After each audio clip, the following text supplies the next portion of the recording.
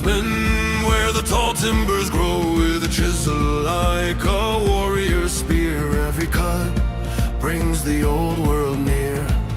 Hear the Asher in the turning tree, Odin whispering, let creation be. From the north, let the shavings fly under watchful gods in the winter sky. Thor's hammer roars with the spinning ring, Freya's grace in every curve you bring. By fire and frost, let the wood come alive. Benjamin turns the tales of the Viking tribes. Of the Viking tribes. Ash and oak hold the songs of the bold, echoes of the battles that the skalds once told. Tools sing soft in a rhythmic glide as the grain shows the secrets it tries to hide. Loki's laughter in the chips that fall, but your craft stays true through it all. From the north, let the shavings fly under watchful gods in the winter sky. Thor's hammer roars with the spinning ring, Freya's grace in every curve you bring. By fire and frost, let the wood come alive. Benjamin turns the tales of the Viking tribes. Raise your meat to the maker's hand, to the craft and the clan of the northern land.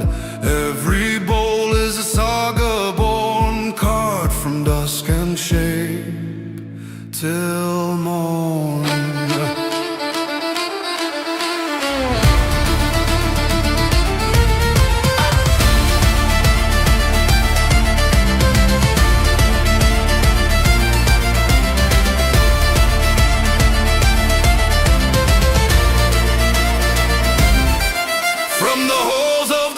Let the echoes ring of the wood-turning warrior and the stories he brings. Let the world hear the call from the workshop flame.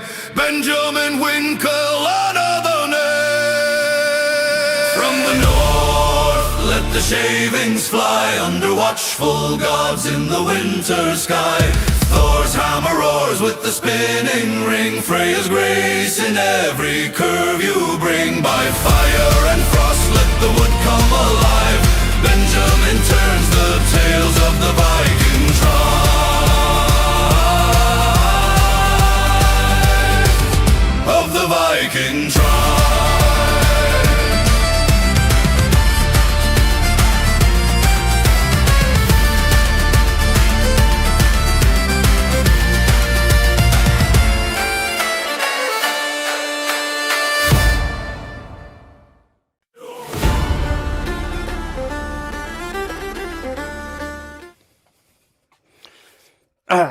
Hello people, good to see you guys.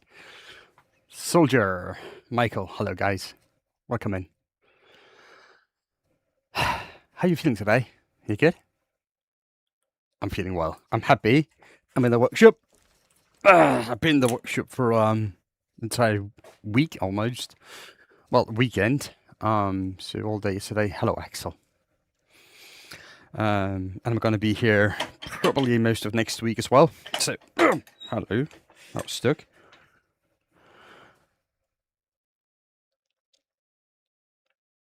No, I've seen it didn't pop up. So I don't know why, but yeah. Anyway, we're gonna go. Gonna do some basic ball turning. One time, then I'm gonna cut it up and see how good of a job I did. Then I'm gonna make Starfire.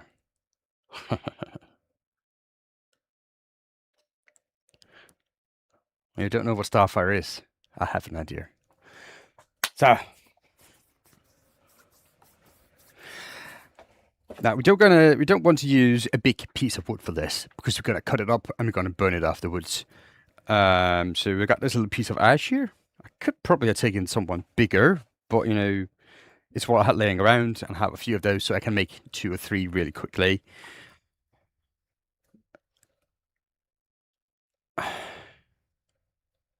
Have you tried beans on toast? No, I haven't. I'm not British.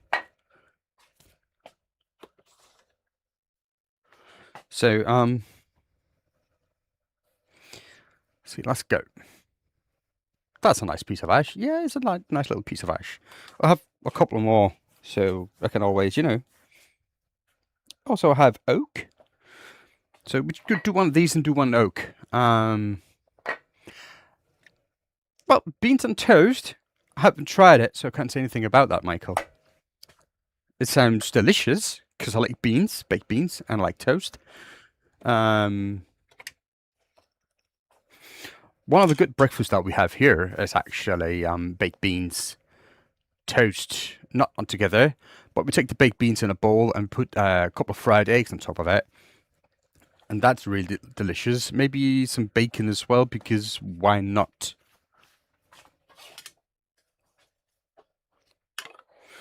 So, just gonna go center.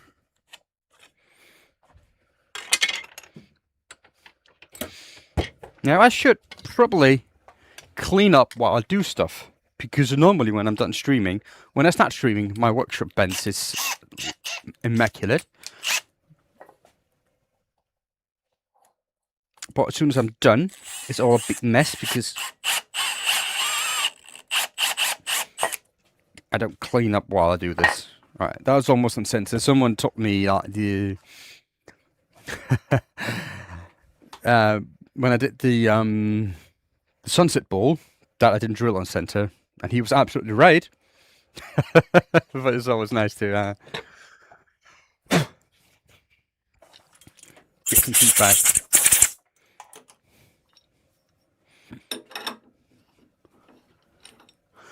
So get that on there. Get that camera a little bit closer. Right there.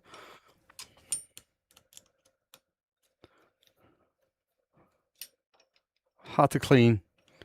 Yeah, well, just put stuff back where I took it. It's probably be the best thing, really, instead of just throw it on the table all the time.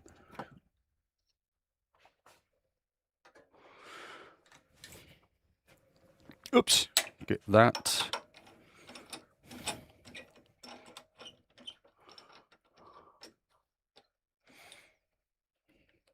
Okay, as always, remember, pull it out before you tighten. That makes sure that you... Oh, that's tight today. Or it's just me not having my normal strength. Probably lost a few strength points during the last couple of days. No, that's not for tightening the jaw. That's for I got a few set screws down here to make sure that the chuck stays on the spindle. So if I go in reverse, it cannot undo itself. Or if I have a bigger piece on and the lathe breaks, when you turn the lathe off, it breaks by itself. Not break, but use braking force to slow the lathe down. If that force is too much and I don't have the set screw, the chuck can come undone and everything falls off. So it's a good little thing to do. I know people that hate it because they forget it and then they destroy their the spindle.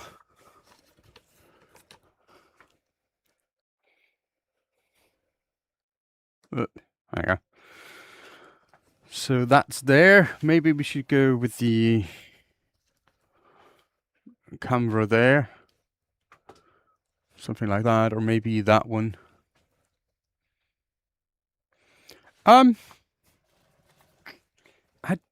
Well,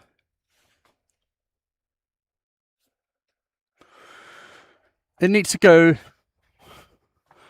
far enough so it's all the way against the chuck and the back. So you get a nice seat back here. So you just need to drill that deep enough. So in this case, it should be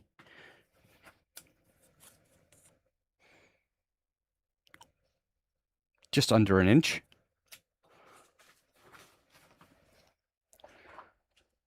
Put it back. Be a good boy. There you go.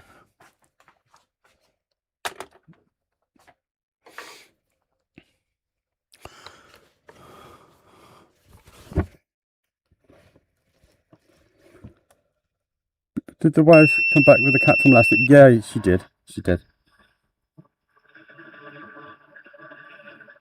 It's a rescue cat, and it had some trust issues. Still have it. It's just how it is. But it's going to take it nice and slow with that one, and give it all the love that we can.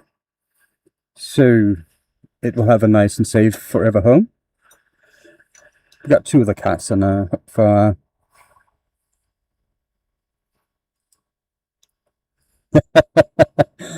yeah, it's the 3rd one rescue cat we have.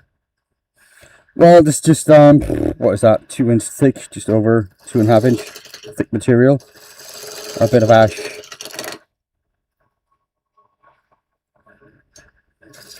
I'm just going to go through this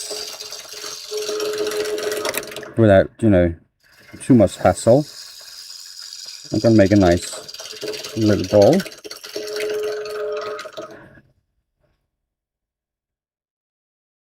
Let me get the dust extractor on as well, because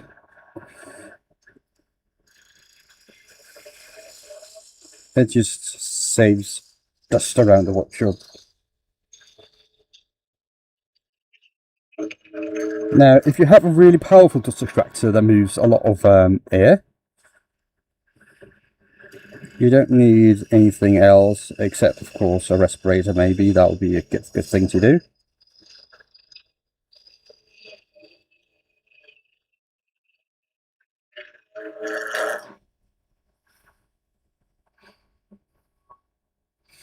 Well, the worm screw, it's always have to be that deep. You can put some shims in between here, the chalk and the wood, if you can go that deep, but that will give you less of a good hold. So always drill as deep as possible, but don't drill through.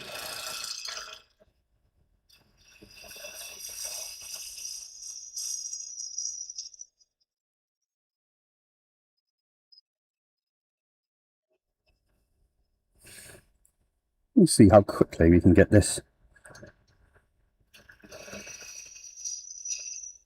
ball turned. And the lathe is only at about, what, 1500 RPM. I could go a lot quicker.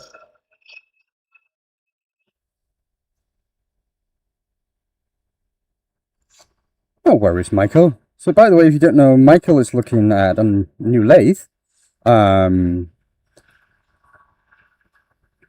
which I think he deserves. But he was, he got a set amount of money to spend, so he was looking at normal lathe with legs on it and everything, and I advised him to go with the tabletop, a certain one, because that's where he would get a really, really good lathe for his budget, and he wouldn't have to compromise power. He would compromise a little bit on weight and stability, but that can be fixed with other.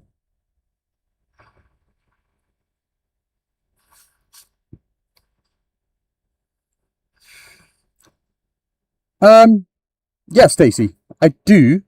Well, not glasses. Well, I have glasses, but if you look at the bottom corner, you can see you're wearing a helmet. It's a respirator helmet, so it does everything I need it to do. Safety is really important. Hello, marvelous Jesus. So yeah, I take safety really, really serious. And if you have watched some of my content, it happens that stuff flies off the lathe, and you know, it just happens because it is turning. And actually, glasses is a really bad idea to use at a lathe. The reason for that being, it doesn't cover your face, so you can get like tooth knocked out and broke your nose and stuff like that. So a face shield is actually way better than glasses.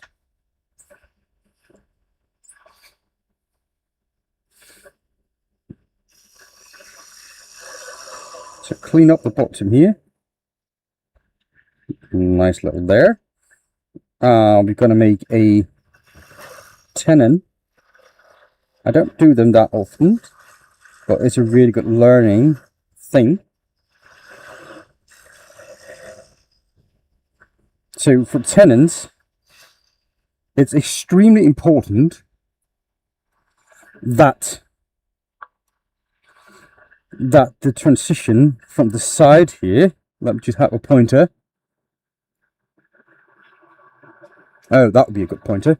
From the side here to this side here is really sharp,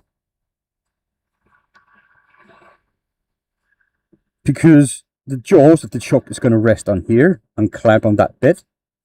You don't want this bit to hit the bottom of the chuck, so you need this part to be really accurate.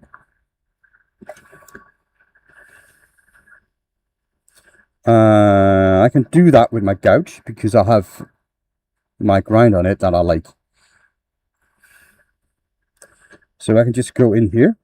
So another important thing is, when you go towards a wall like that with a gouge like this, you need to have the flute pointing towards yourself in this case.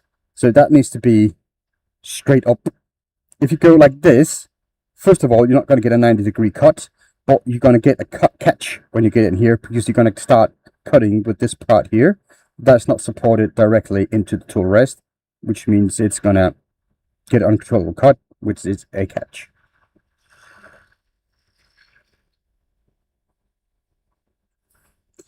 Now, this ball is just a small one, just a nice little small one. Not gonna spend too much time on, oops, this is way too tall height. On surface, just gonna get a nice cleaning cut here, just one more time. Make sure you have good contact with the bevel.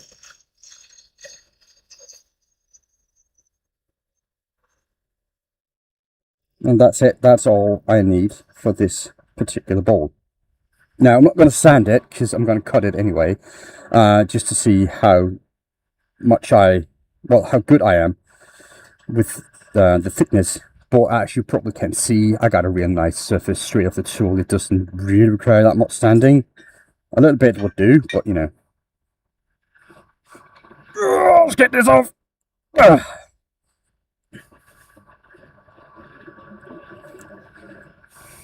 There you go.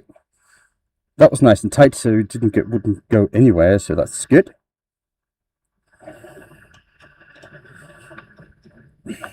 Get that off. Put that back in its spot so you don't have to clean it up later.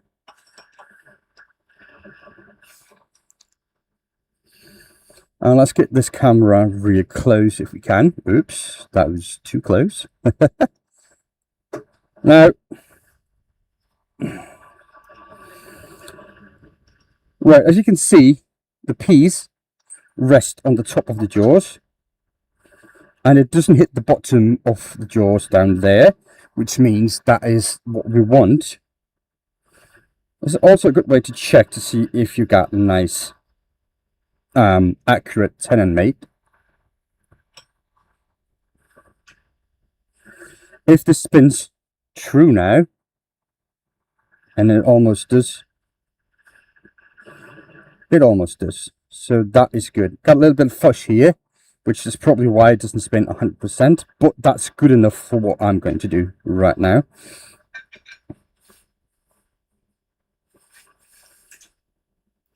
Get that in there. As the wood turns, yeah, Reborn. It's good to see all you guys here. That's nice. So, just going to clean up the surface. Now this gouge is reasonably sharp, and we're going to start hollowing it.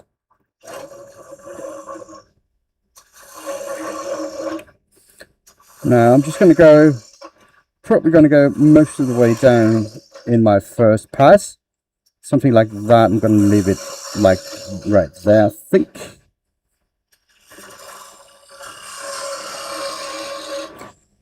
So let's see. Yeah, that camera will probably a little bit better. Her name is Ali. Hello, Ali.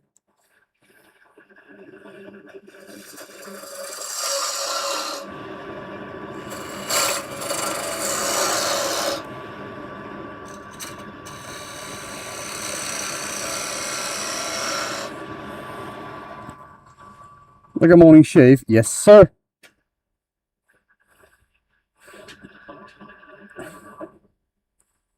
Well, I'm not good with a shaver myself, so that's why I have a beard. Now I got the hello, Sin Manifal, right? Did I get that right for once?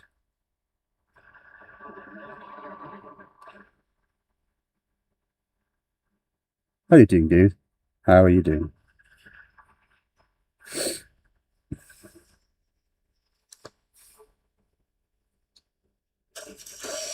Yeah, I've been practicing. I've been practicing because I thought there was a little bit disrespectful of me not learned your name properly. So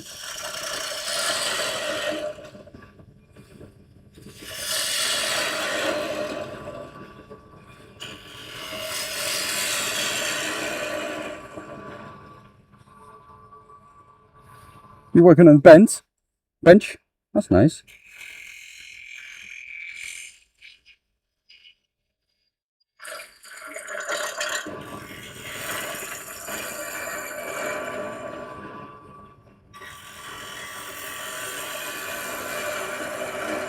So let's see now how deep we are. Going to cabinet industry for 25 years. Ooh. Yeah, I wouldn't know how to make that. So we are 3.7 centimeters down, which means I still have about a centimeter to go.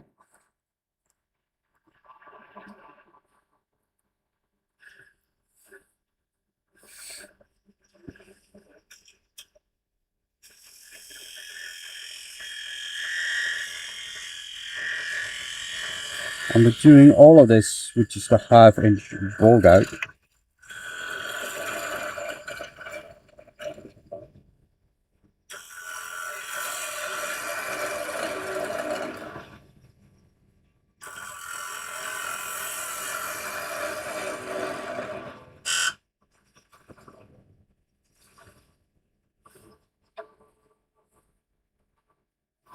Ashwood directly sourced from Yggdrasil.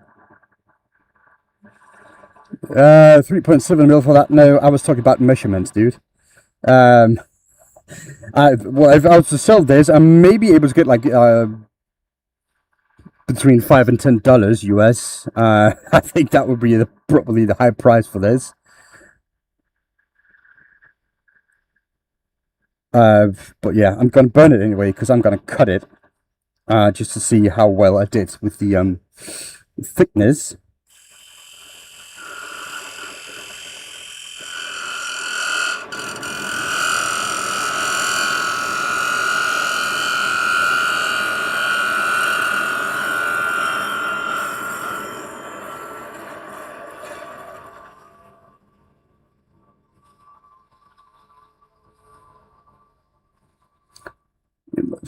Between 5 and 15 for those.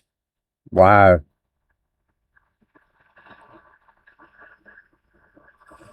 So thickness is nice to down here about. Then it gets a little bit thicker.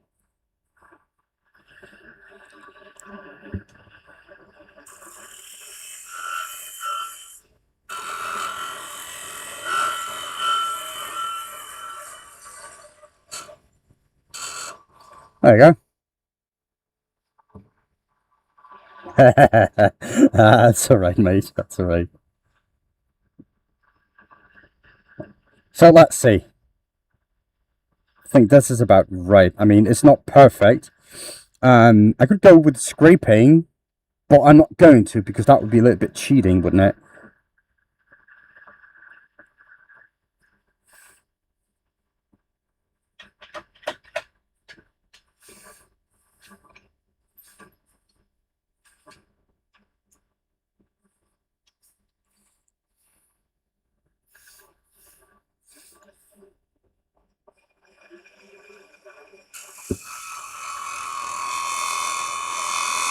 One final call. It's getting really thin, this. That's why you can hear vibration going through it when I'm at the top part of it.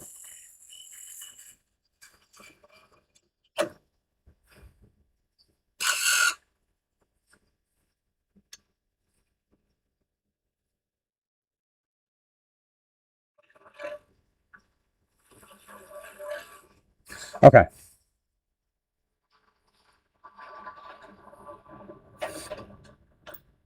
Let's see how well we did with this. Yeah, I'm reasonable confident. It's not really perfect, but we'll see.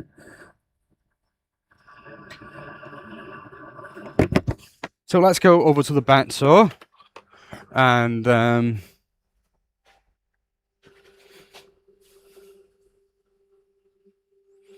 that camera is going to go all the way around. Now I apologize for all the mess, and let's see how well it is. You guys ready?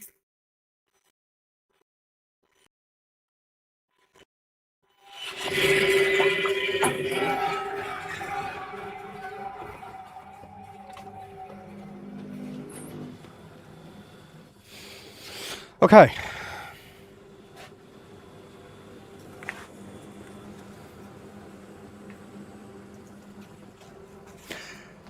Let me just get rid of the scent marks from the as you can see here. Now this is how we did.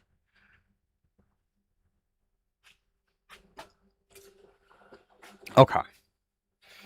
Now really good shape on the outside. The inside is really, really rough. I got really thin here and really thick here, and then got thick again there. So I still got a lot of work to do with my technique. But as for the bottom part of it, I think we did it pretty well.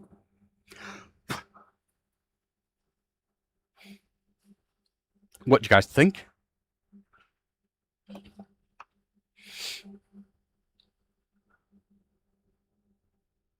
Oh yeah, there's a Discord link for anybody who wants to join the community. There's a lot of woodturners from all over the world in there, and we just share ideas and help each other out. There's a really, really big community of knowledge down there. So there you go. That's not too bad. First time I ever cut ball open, that I just did, and that's why we didn't sand it. But as outside finish, I think that's pretty well. The inside has a lot of as you heard it vibrating, and you can see the lines. They're not going straight across, which means it's not from the gouge. It's from the gouge vibrating, and it gets less and less down here when this gets more and more stable.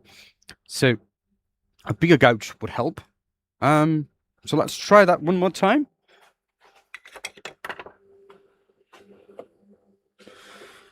And see if you can get that with a piece of oak.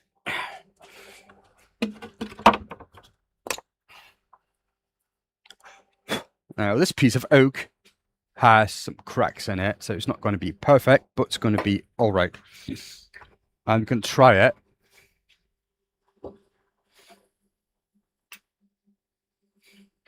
Let's see. Just clean that a little bit. So this is going to be the top. It's going to be the bottom part of the bowl because that's probably going to be turned away. The crack's going to go away because the bowl is going to be like this. right? So this is going to be the top part of it.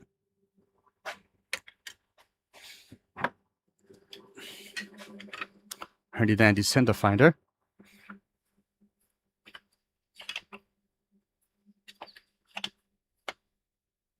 As you can see, this is not a square piece of wood. So you're doing it like that. Gives us find the center anyway, which means we got the best odds of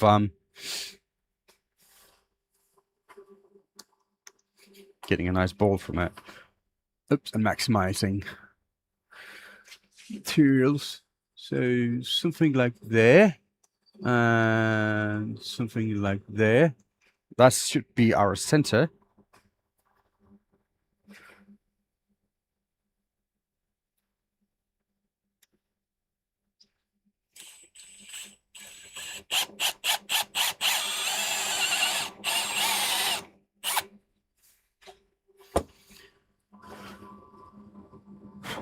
Yeah, I should probably do.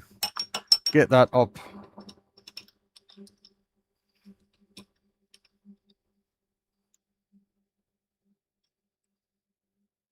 All right, Michael.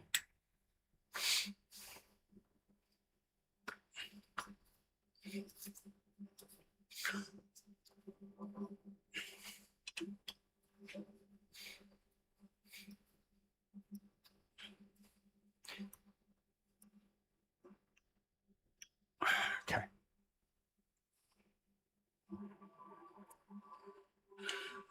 So tailstock back in action. Not tailstock. Tool rest.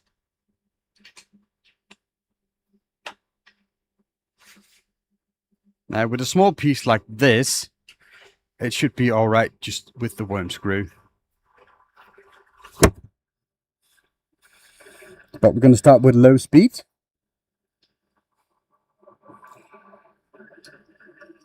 And just do a few pull cuts again.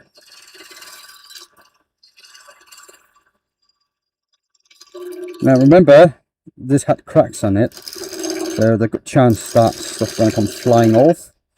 So I'm standing a little bit to the side, trying to do underhand hold with my goat.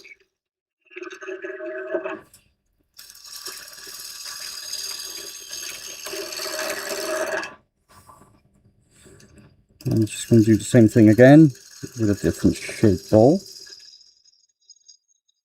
And for you guys out there who says you cannot get nice shaving from oak, I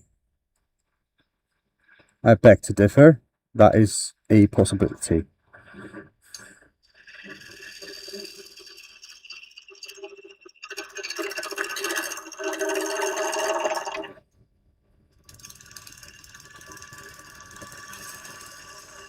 Oak is a little bit harder in tools, so you're going to sharpen a little bit more often.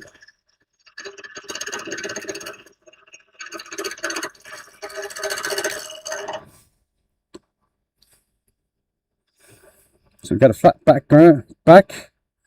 Oh, look at those nice grain we got on there. It's a shame that I'm going to cut it anyway, but you know.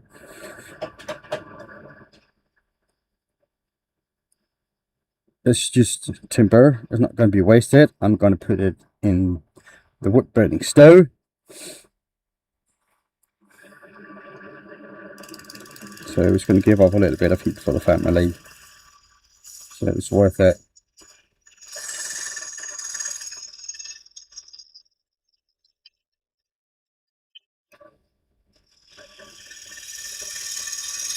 So I'm just using again just a 1/2 inch ball gouge, nothing more, and just getting it to a round shape.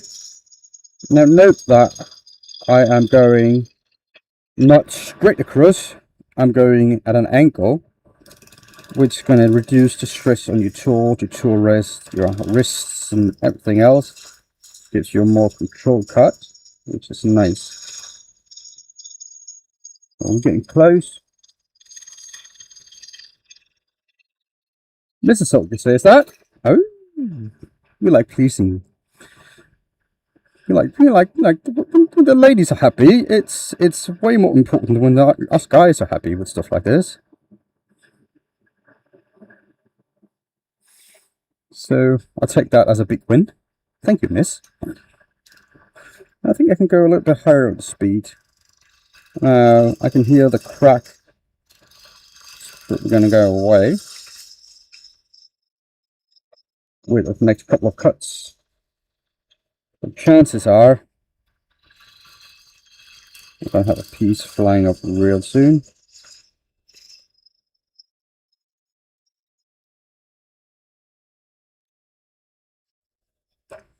It's a nice bit of tip of this anyway, but yeah, okay, we're almost flat now. Ah, look at the surface. I mean, that is still something I need to perfect a little bit, but it's not too bad. Got a little bit of tear outs there. Again, it's with the line that I failed to have good contact with my tool, so that's my fault, which is good learning experience. So I'm just going to take the edge off here.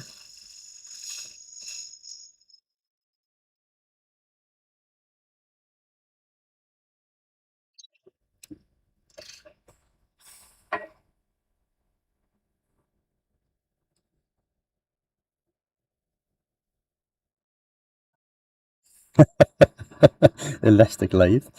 Okay, so now that's a good surface. I mean, yeah, everybody should be happy with that.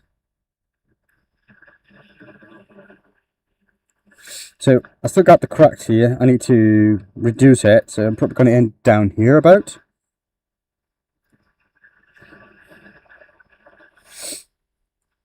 So I'm going to do a few cuts from the other side, get the speed up quite a bit more. Now the good thing is going the other way like this is the side of the tool that I haven't used that much, so it should be sharper.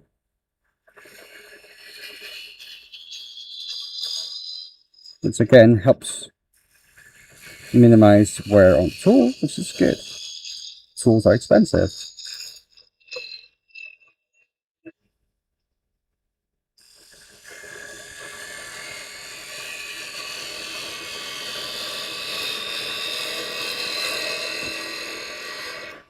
Okay, let's see.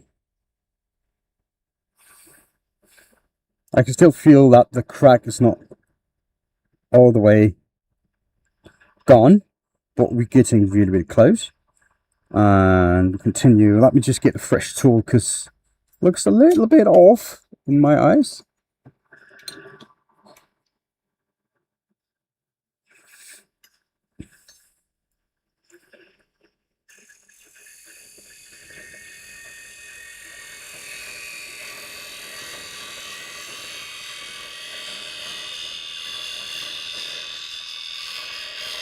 Like this. I think we're close. I can feel my t-shirt getting hang up.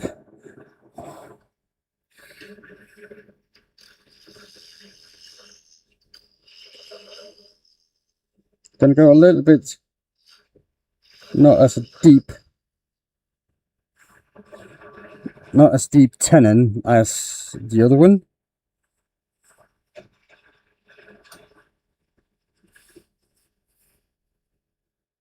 But we're going to be all right.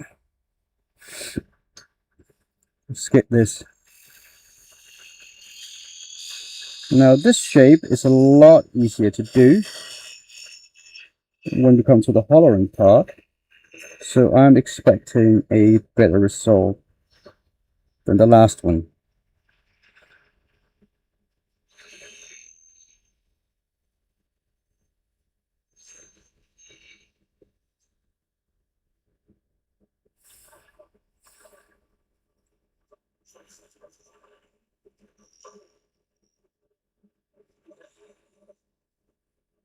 There you go.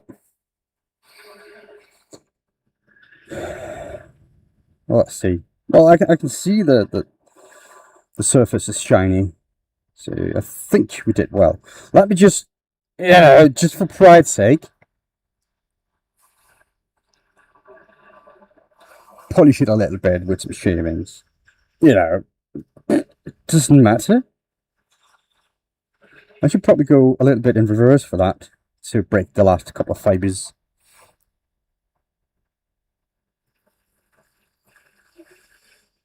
Now remember, putting too much pressure here could potentially unravel it from the worm screw.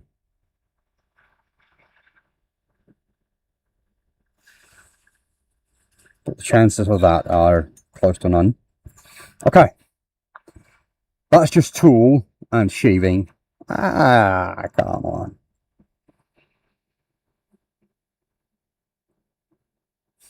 And it feels nice and smooth. Ooh, we've got tear outs here. I can feel that. You can probably see that, can't you? Yeah, you can see right there. Anyways, that's not too bad.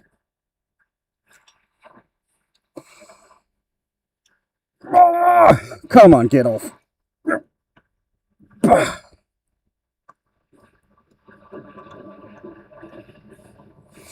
It's just about to swear.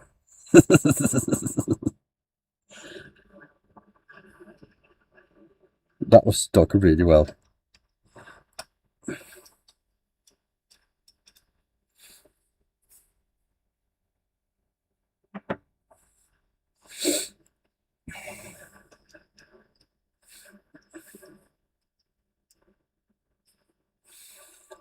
Okay. That's another trick. If you don't have one-way choke with profile jaws like I have, and it's only the one-way jaws that will do that.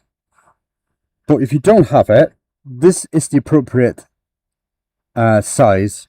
I mean, distance between the jaws when you're fully clamped or fully expanded in a tenon or recess.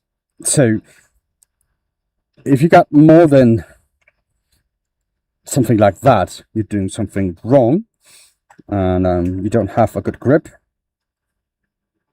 Oh, look at that. That runs so true. A lot better than last one. It's good.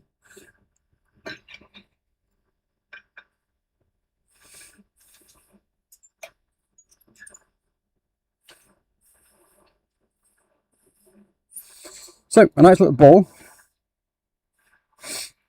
Going to see the day.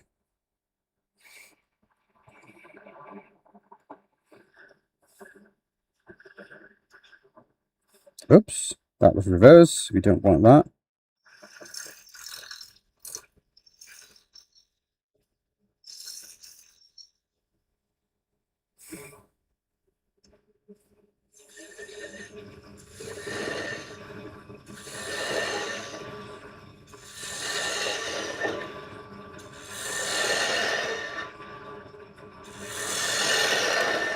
I'm just going to go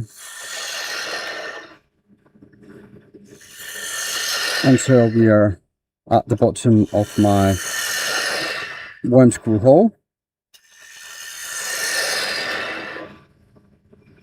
Now I'm just pushing through this rather quickly, which means when I go fast like that, the cuts that I'm getting are not the best. If I go slower, we can get a nicer surface. But right now I'm just hopping out material.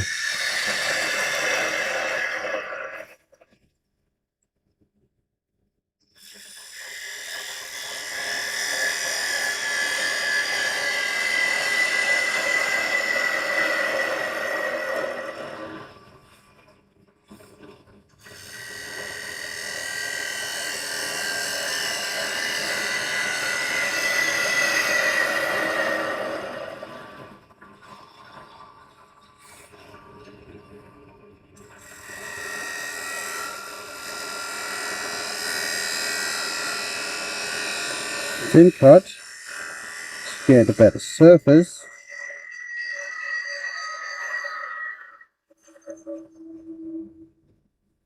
And make sure the nipple at the end there are completely gone. So I still have a lot of material at the bottom to go. So about here, that That's where I need to take more off.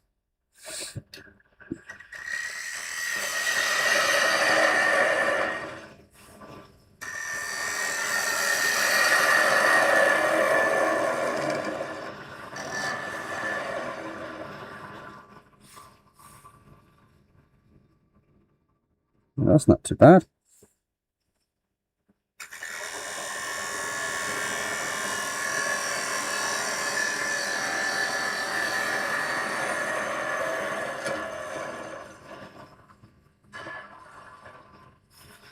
Let me just try with the bottom gouge.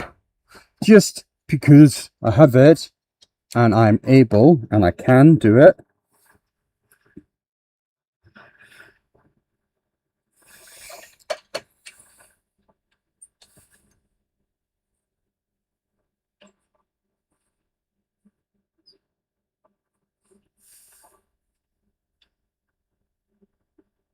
Okay.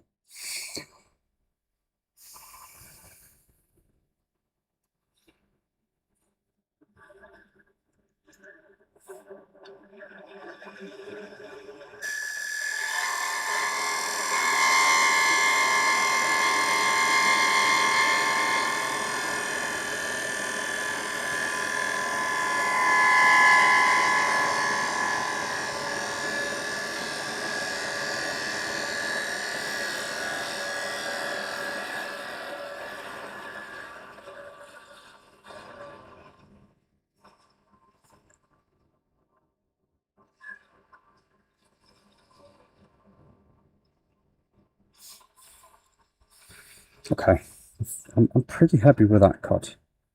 I'm not happy with how even this is, because right here I had a lot of chatter. Hello, Matthias.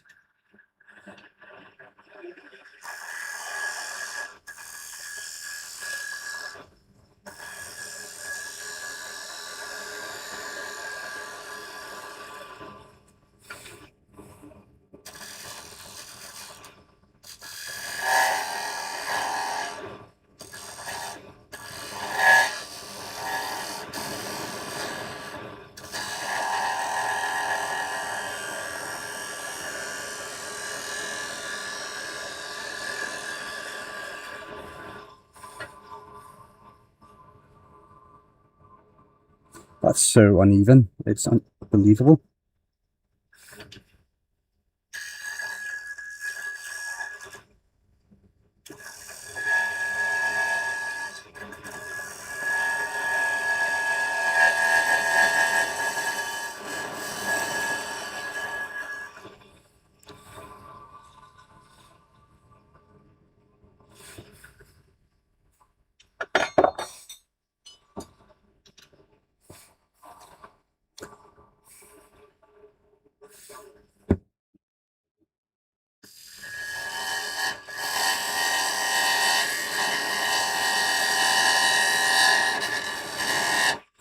Now, I have a lot of chatter here.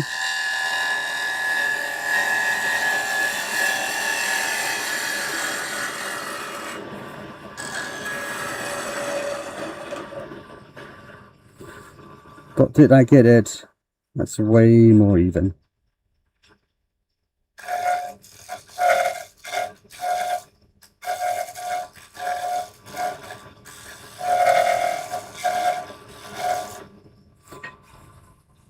So a little bit of cheating with some bit of shear scraping.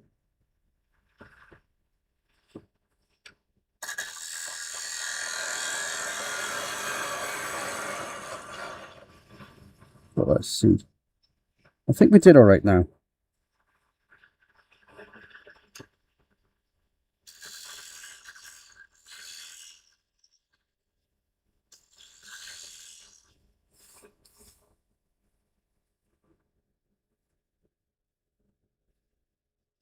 Okay. So let's see how good that is.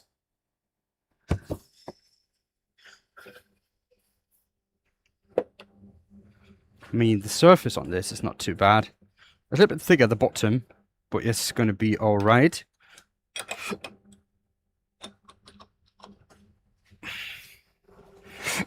Bam, bam. Let's get that over to the bandsaw and see how well that is. Right.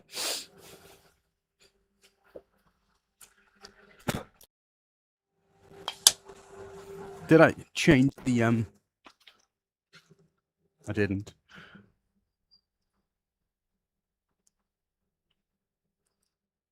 There you go. This nice ball is going to meet its end.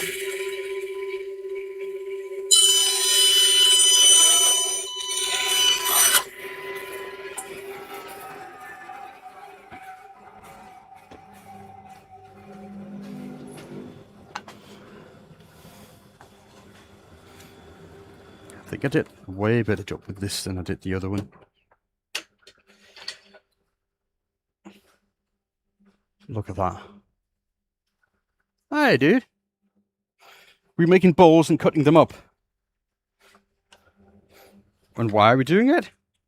Well, why not? Okay, so the thickness, well, the curve on the inside is actually extremely good this time. The outside curve is not the best. I could have refined that a little bit more, but overall, the wall thickness is pretty even. It's not perfect, but as we can see here, but that's the first ball we did. I have the same issue that I tend to curve it, like get a good curve on the inside, but the outside curve I'm not able to follow that well. So you can see the thinness is here as it is there. So I'm making the same mistakes over and over again, which is now I know. Now I can fix that in the future. But anyways, if you want something to do with those, mount them on the wall like this. So you put them on the wall and you got a nice little shelf or whatever.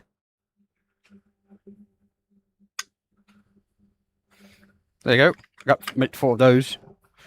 I don't know if we're going to use them or anything, but here they are. Still nice balls. Yeah, they're alright. They're alright. They are not bad.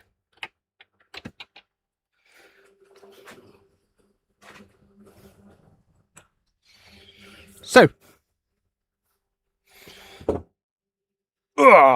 let's have some fun now, right? Let's make it something nice.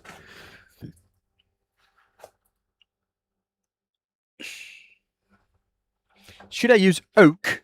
Because I have a nice piece of oak for this. I normally wouldn't. Oh, there you go. Here is a really nice indication of why oak have issues in production. You see red, of course you do.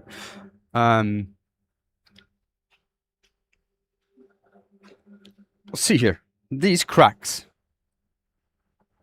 they are from the drying process. And you cannot see them. See, when you look at the outside, it doesn't look like there are anything. Right? It looks like a really nice piece of oak that you just bought. But then you have cracks on the inside. You can't see that until you cut it open. That's why I hate using oak for production turning, because these cracks happen so often. The bigger the piece, the more often it is.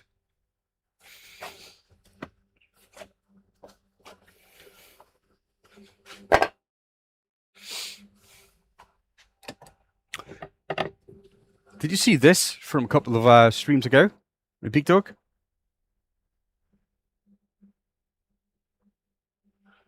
Yeah, I like this one. It's nice.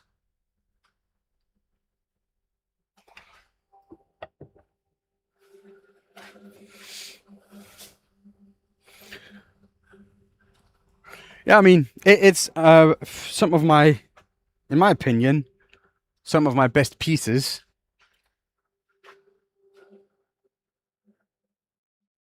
Been trying to keep up. Yeah, that's fine, man. I wouldn't expect anybody to watch all my content.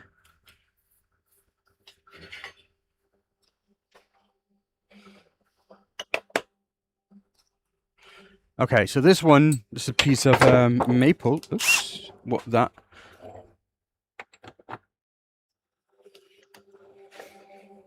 And we're gonna make starburst. Right, we got sunrise, we got blood moon, and let's make starburst.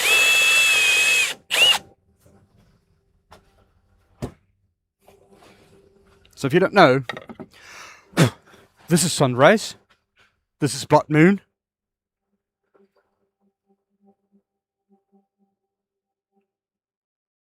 Yeah, I heard that. So sunrise and blood moon.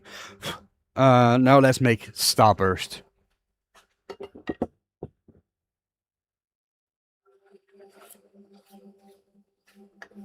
Yeah, I heard that. I'm glad that no one got hurt, and I'm glad that you're going to get a new truck from it, at least. I hope the insurance was nice with you.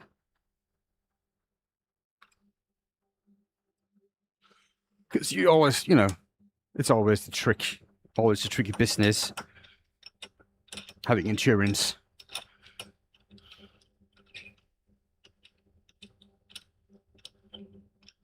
Pay what they should. I mean, for instance, about 8 years ago, or something like that, 9 years ago, we lost our house due to a fire. Our old house. It burned, and it is what it is. But a lot of things wasn't destroyed, it was just damaged by the soot and the heat, which but it's all gonna have to be replaced. So we were able to go into the house and see everything and count everything up. My wife was unemployed at the moment at that time, which was, well, we didn't have much that we could not that we didn't mind parting with. Well, we did have 2 cats, and that was awful losing them. The rest of it was just stuff and things, and I didn't really care about those. They could but yeah, my wife was unemployed at that time.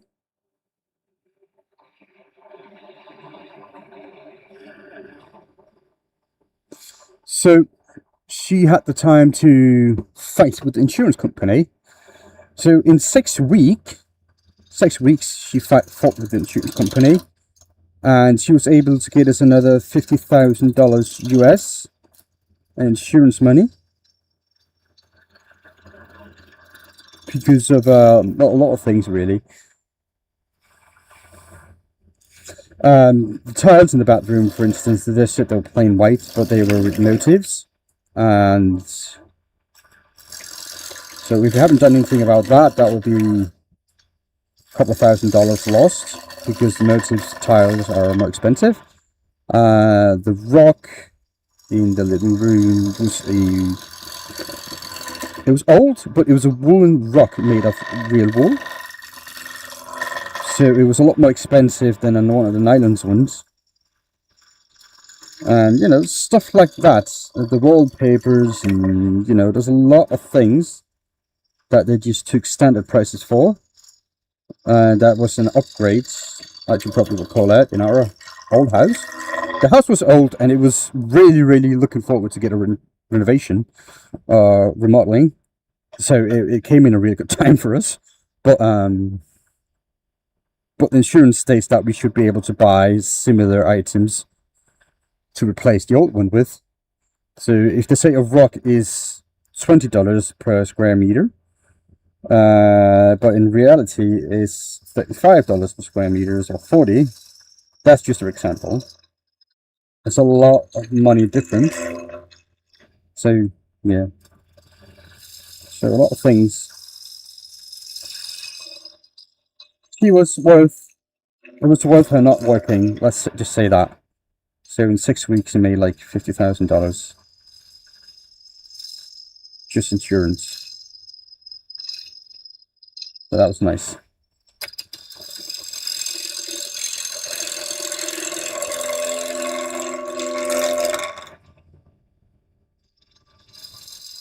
But we were still young.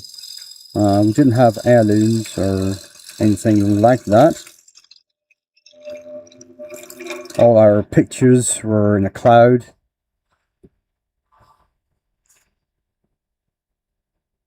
Yeah. It sure is a lot better here than in the States. That is for sure. That is really for sure. But they still try to. Oops, that wasn't secure.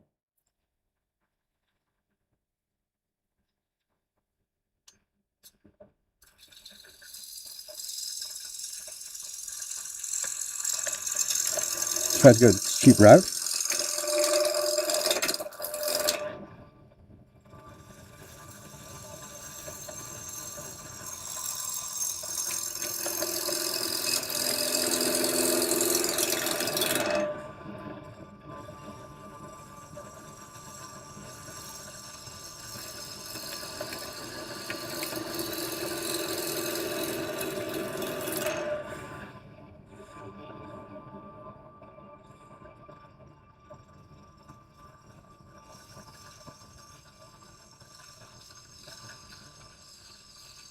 Look at those shavings. Come on, what's not to like? Hey, Kickmeister. Bevel, yes, bevel. I lost the bevel contact here, that's for sure, but the rest of it, it's good.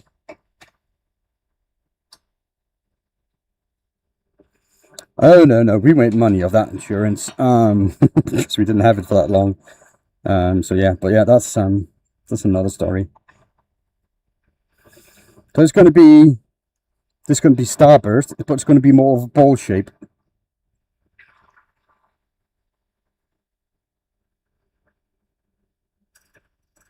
And then the other ones.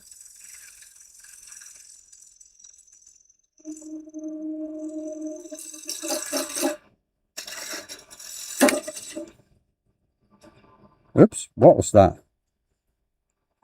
I think the lathe. Nice ribbons, thank you. The lathe just discovered a catch, but yeah, kind of did. Something broke up there. So it turned off. It's a nice safety feature, but I don't really need that at the moment. So I just need to give it a minute.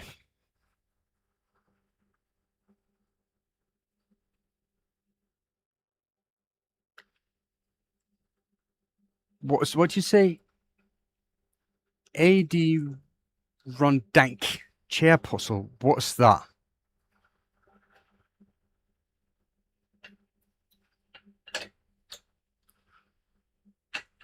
Hey, Tim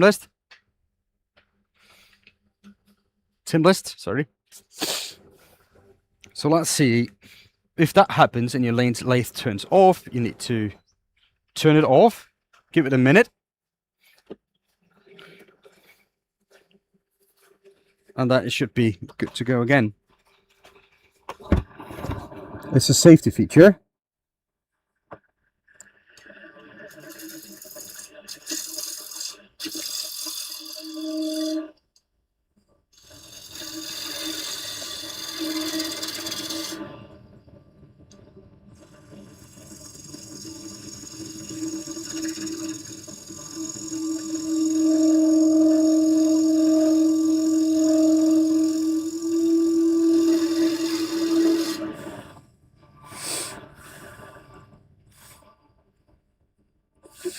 So let's get a few good cuts here.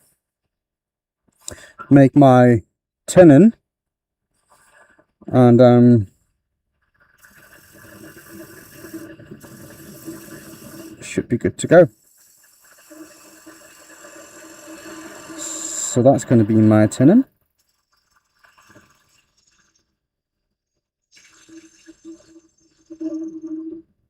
Get that nice and sharp.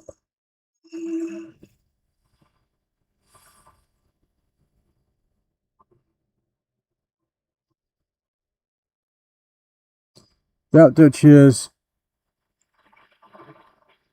There's a joke about shavings. Oh, well, I didn't get it, so.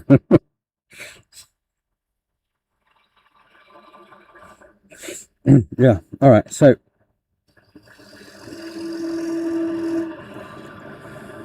let's get the speed up quite a bit. Some of that away so we can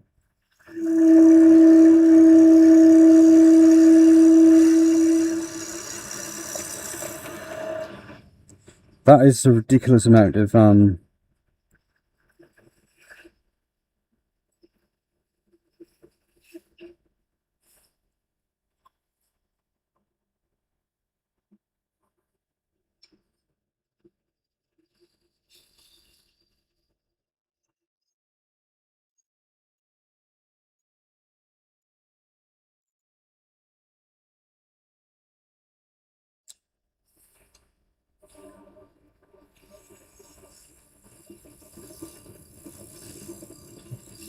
push cut. Don't go too deep.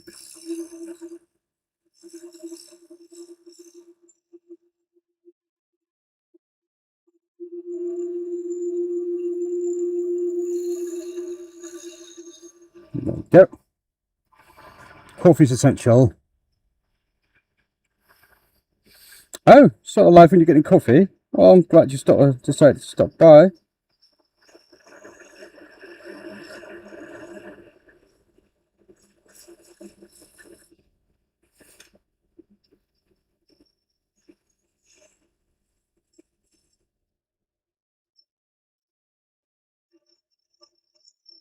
I had one of my students last week.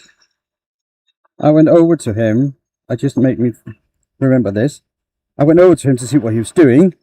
I got over there, and I saw that he had some distinct line in equal distance throughout his piece. And I was like, what happening? So I start looking at what he was doing. He got like good control of the tool, good contact and all that. But then I noticed that he was, let me show you this. This is actually pretty cool.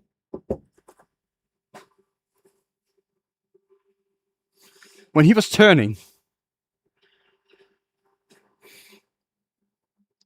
the other way, sorry, like this. When he was turning, he had his tool at his body here, like you're supposed to. But he had like his belly was rather large. But every time he was breathing with his stomach. It would make his tool move a little, just a little. So the lines that he was having on his piece was actually from him just breathing. So for the first time, I noticed that, you know, it's really important that you don't breathe with your stomach, but with your chest if you rest your tool at your body. That was I've never seen that before. I never thought that's going to be a thing, but it most definitely were. So that's a fun thing to see. So let's see this.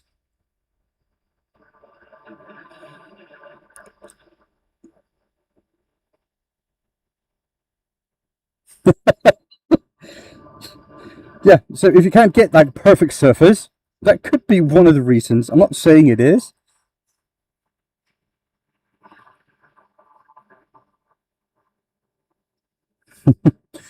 But yeah, that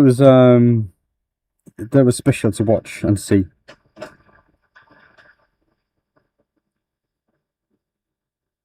He's a good guy. He's not a bad turner. Um, but it was just it was just amazing, that one.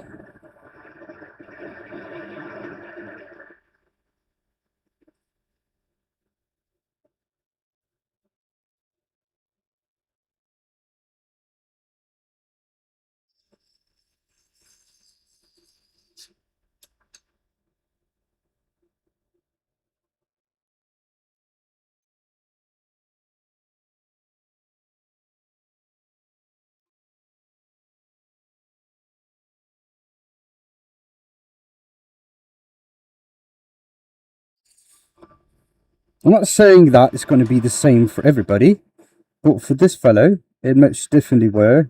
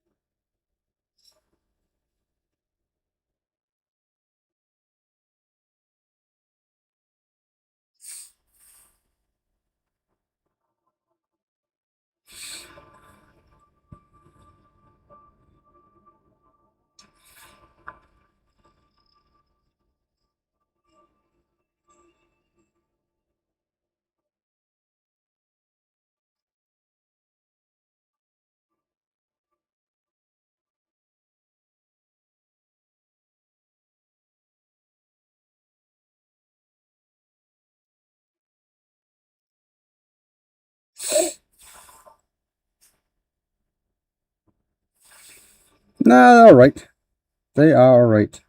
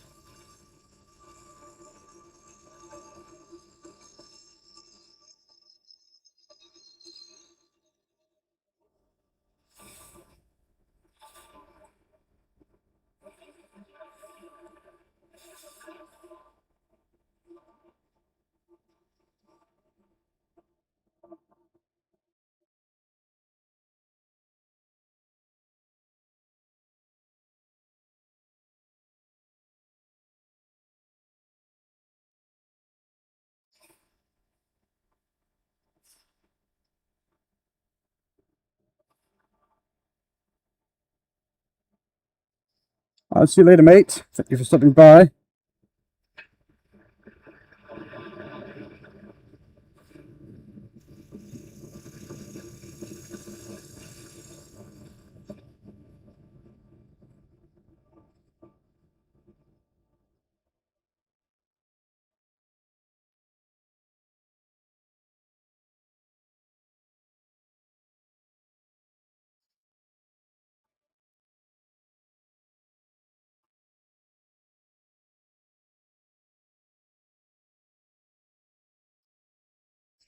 Okay.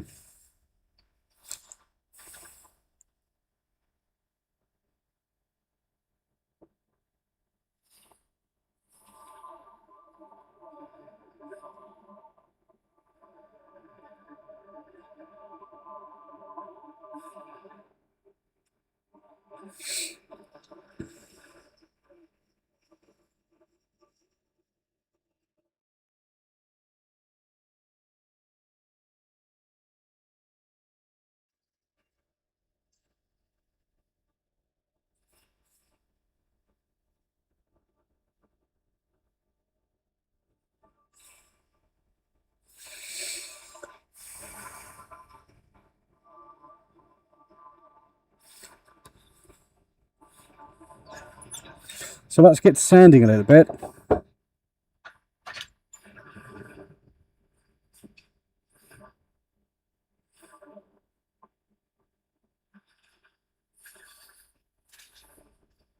Let's see where we are. That's 120. That's good.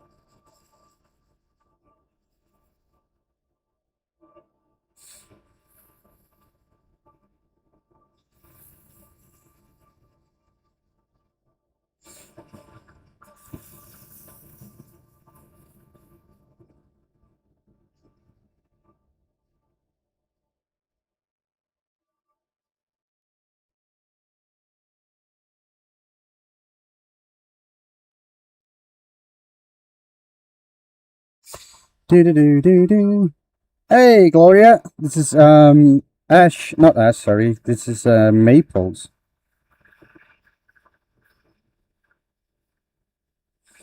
So just standard European maple.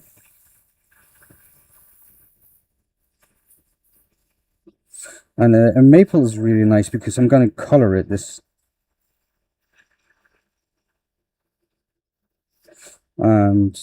So that's really nice to color maple because it's really dense in the grains.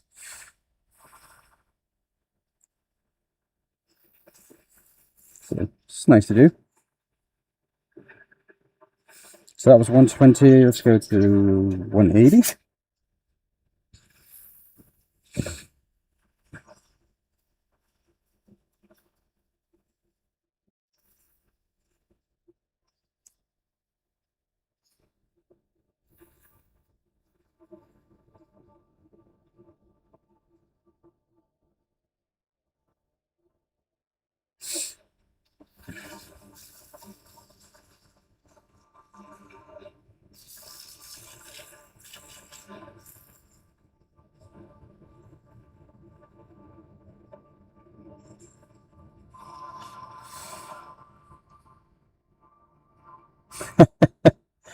Yeah, just be careful because once you start, it's hard to stop again.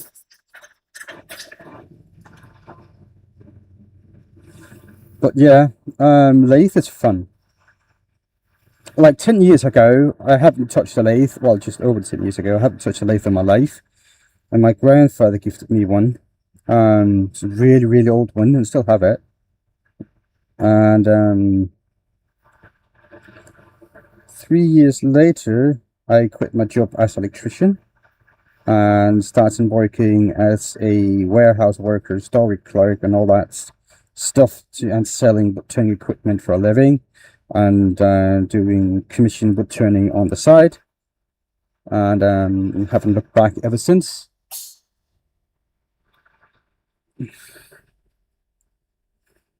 So yeah, this is really, really fun hobby. I took it a bit further though, so yeah,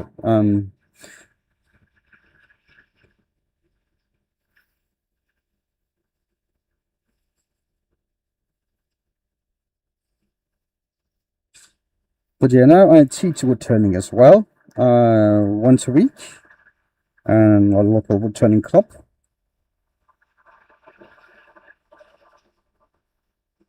And I have courses at the shop that I work at, beginner courses and stuff like that. So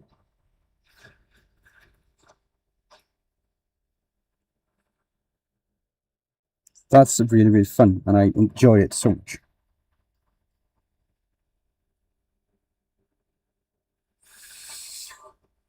So I just need to round over this edge a little bit to get started on the top side of this. I'm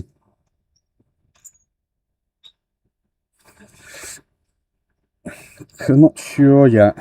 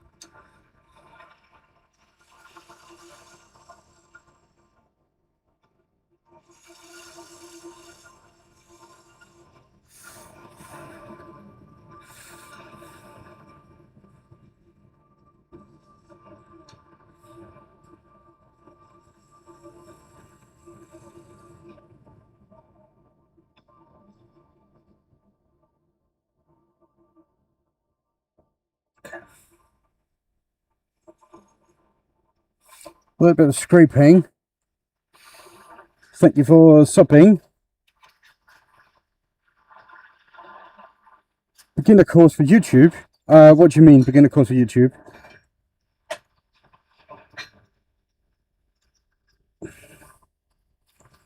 For wood turning or content creating or...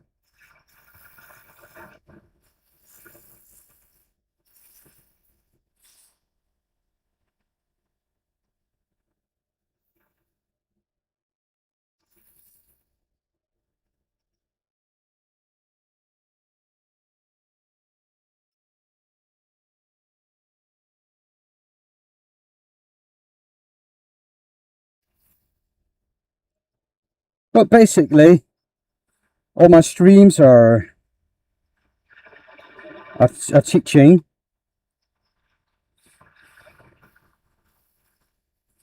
So, I mean, I'm basically doing it every week.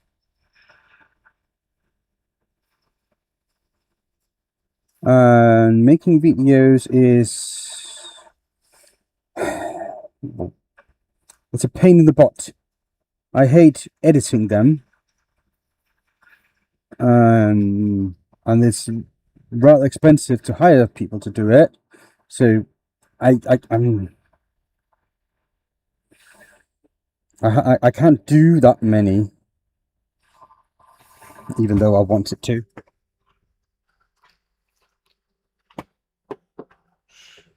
Okay, let me get rid of that, and we can start having some fun with a little bit of color.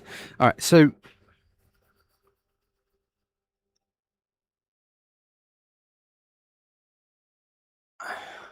okay. Well, the thing is, let me show you what I'm looking at, because that's a really big help. Now this is going to be upside down. This is what I look at. Right. So over there, that's my OBS. And over here, that's a YouTube chat. And that's like a TV monitor.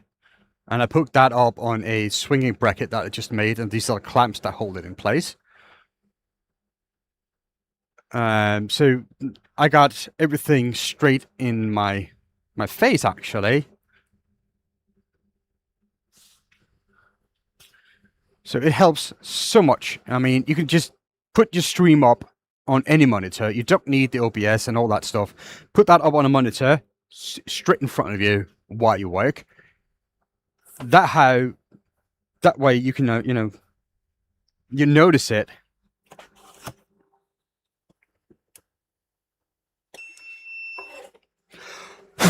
Also, as a beginning woodworker, woodturner, it's difficult to concentrate on other things than what you're doing. So that's another big thing. I've been turning for, like I said, just over 10 years. So I don't have to look at what I'm doing. I can just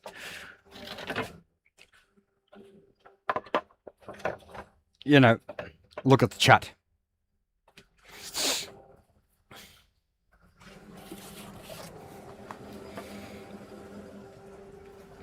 Now, I'm not going to go red on this one.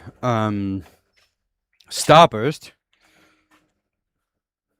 I'm going to go really dark blue.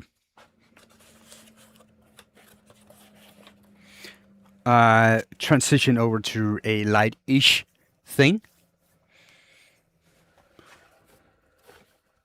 Yeah, so there's no worry that you're not going to be able to keep up with chat. Because you're just focusing on making a good product and not making too many mistakes, which is normal, right? But when you get to the level that you can turn without looking at what you're doing, you can start a cut and look away. Then you can start spending more time worrying about chat. It's just what it is, really. You can also get a robot that will read chat to you in your ears. That's also a thing.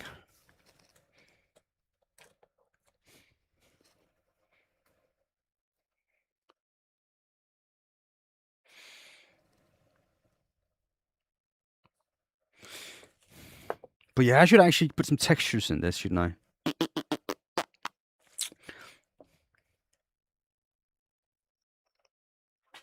Yeah. Okay, let me do that really quickly. Just a little bit of texturing. Not a lot, though. That can go back. And let's see, the texturing tool is here. So that's not too difficult to do.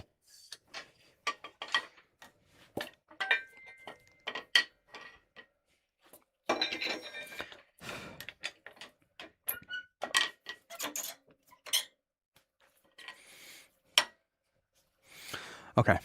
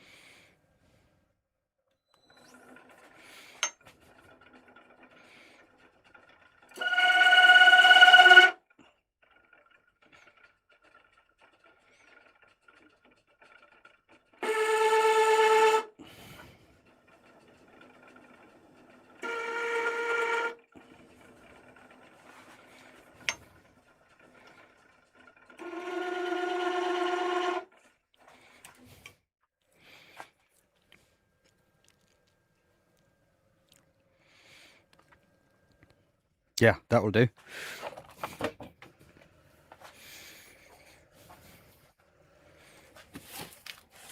Where did I put all my sandpaper? I just I'm messing.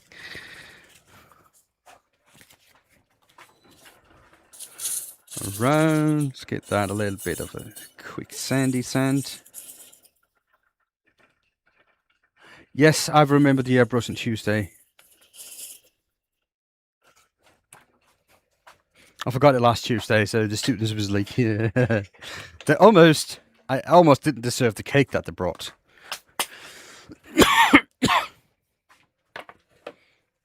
So it was really bad.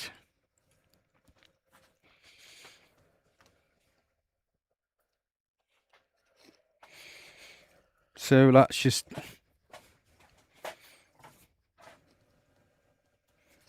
try to get that. Maybe I should. Okay.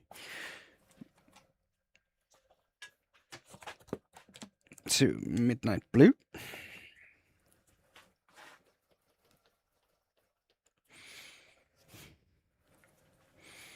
Let's see how well that is.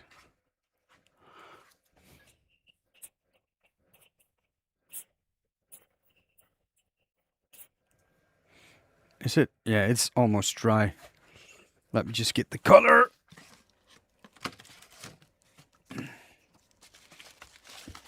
To refill it. There you go. Midnight blue.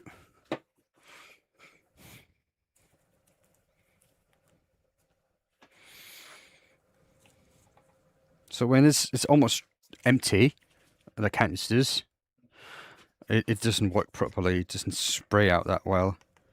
Get some. Oops, that was too much color. I still need to have room for some thinning agent. In this case, isopropyl alcohol.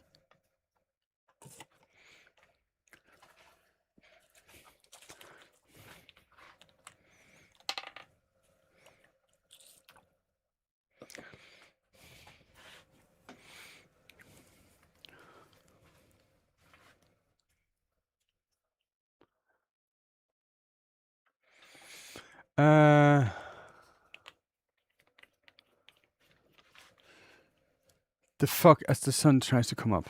Oh. Okay. I was wondering what you guys were talking about.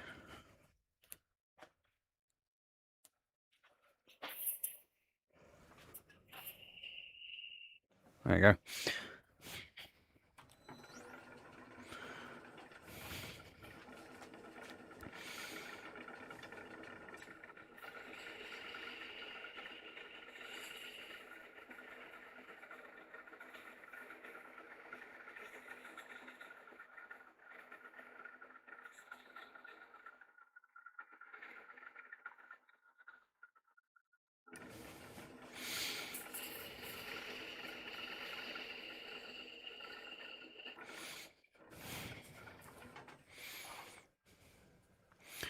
Okay, so that's what midnight blue looks like. It's actually a little bit darker in real life.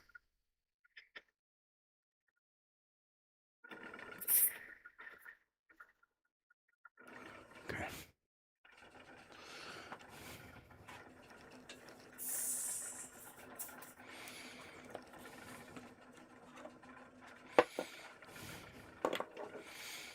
So that just needs to dry.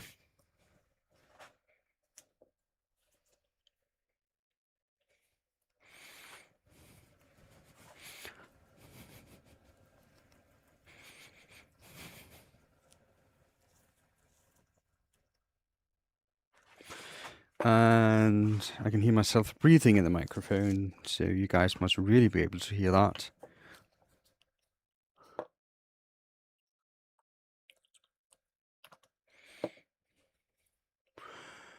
Ben, Tim, and JT both live really close.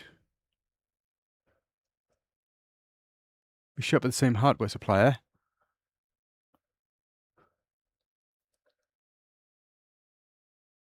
Don't touch it. Are you talking about me or somebody else, Ben?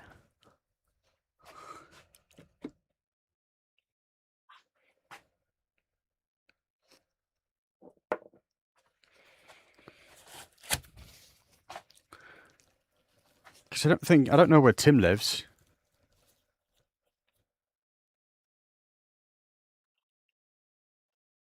He's saying to me. Oh. Okay. Yeah. Sorry.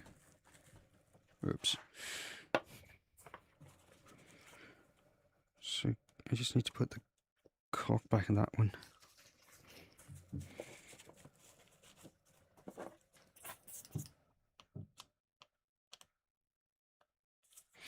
Now I think this is about starting to dry up, which is what I want. North of the tone. Okay.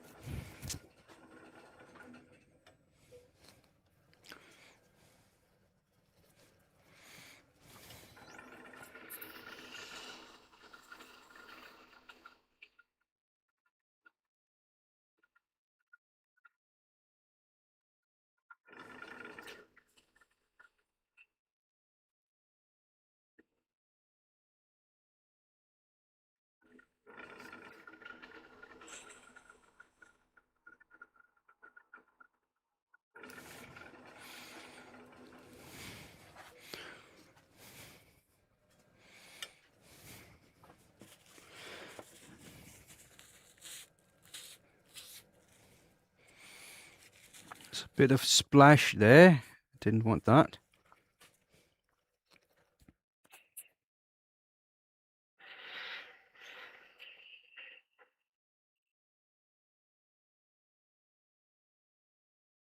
This white is really, really bad at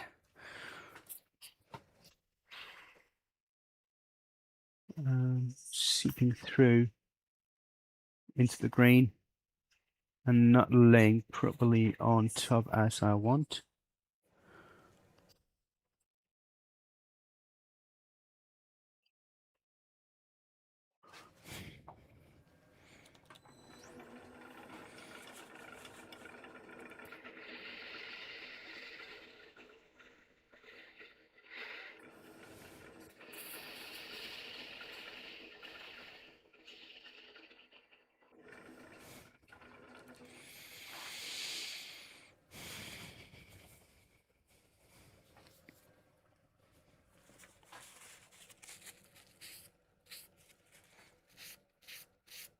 Okay, I think that is probably good.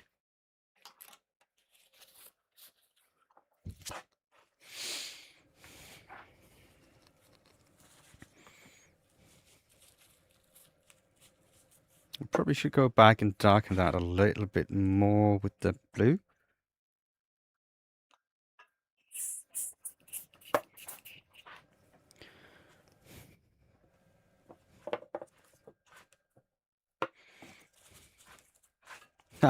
This is why I wear gloves. Look at that. It should have been all over my fingers.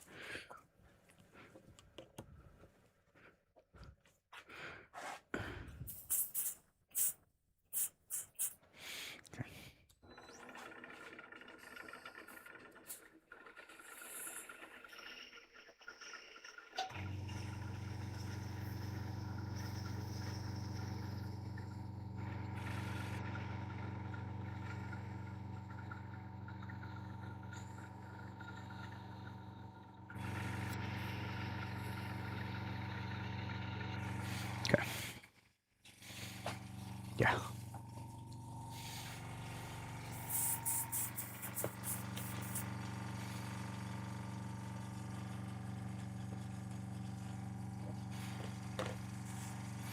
What other colors do you see in the sky at night? In star sky. Well, we see dark, right? Black almost blue, and we see the stars.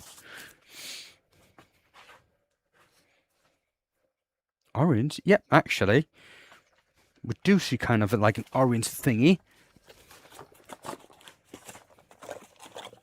Almost a bronze, right?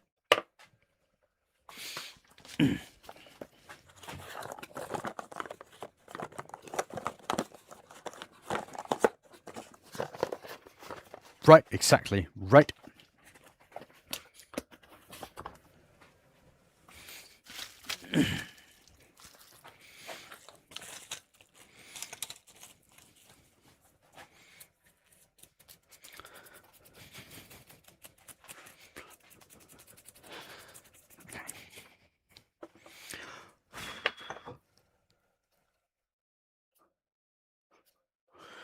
It's not completely dry yet. Ooh, I have a new tool.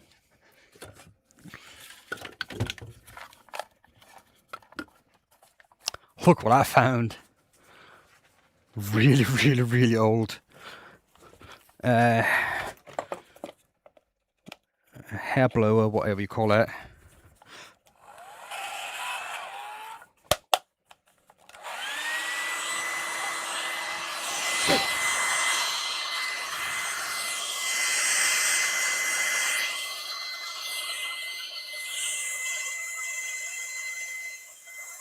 I've been missing one of those for some time now. And I knew I had it laying around somewhere. I just forgot where it was.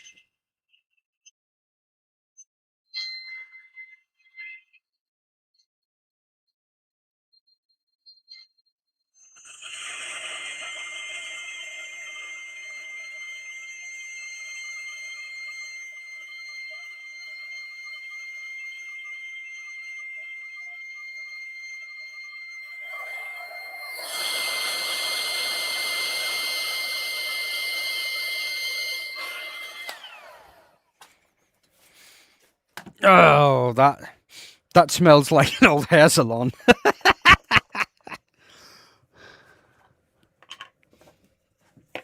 I don't know how old that one is, but oh, it didn't smell well.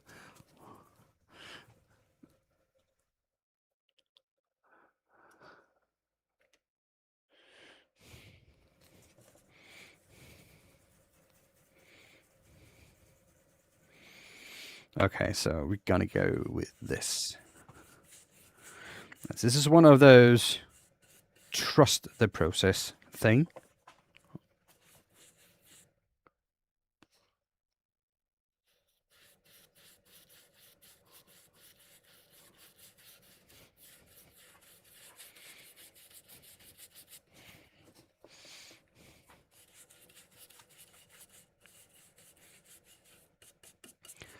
Do do do do do do do. So anybody got good thing we can't smell that? Yes, I think you should be really happy that you can't smell that actually. I think that one haven't been used since the 60s or something. Before I was born. It smells like old abandoned house. If you take that and cross that with the hair salon that haven't been open for 20 years and airtight to just put the hair in, I think that's the smell.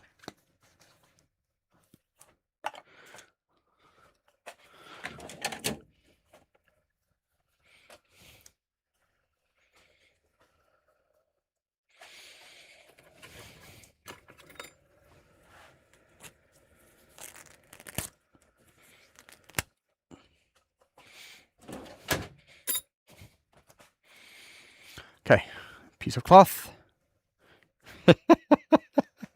Yeah, that was a really, really bad smell.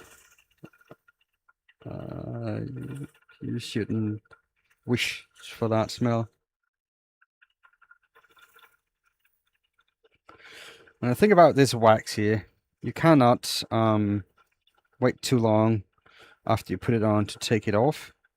It needs to be rather quickly after. Otherwise, it's just gonna stick everywhere. Even there, you don't wear. Even when where you don't want it. Jesus, English, learn it.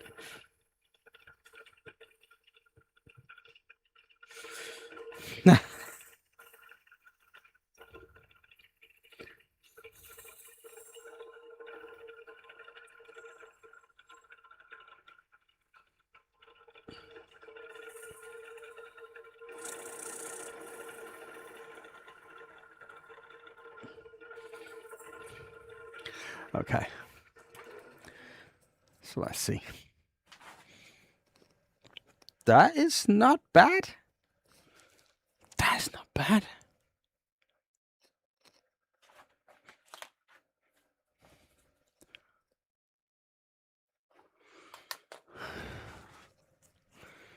I mean, I can live with this result.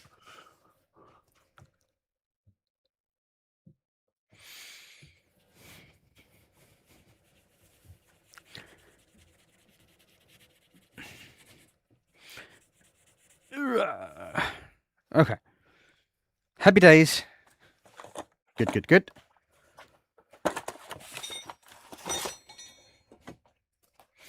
Let's get a little bit of sanding seal on this. Now this is going to be the first time that you're going to see the colors how they're supposed to look. Instead of this little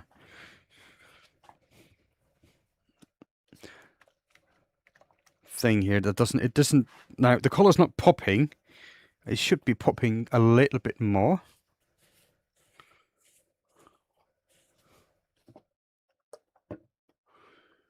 I think this camera has actually a lot better color.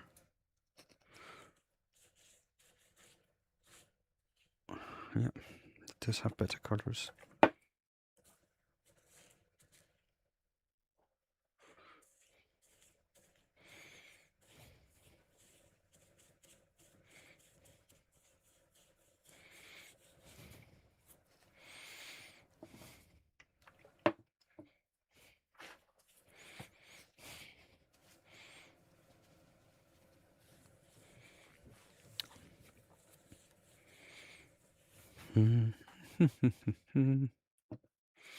Oh, this smell. I need to turn on the extractor.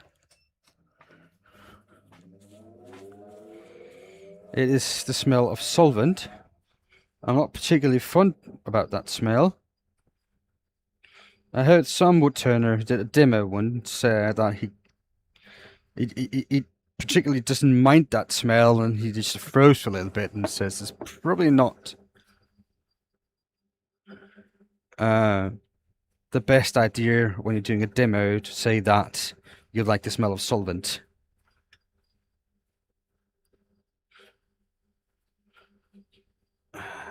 So there we go.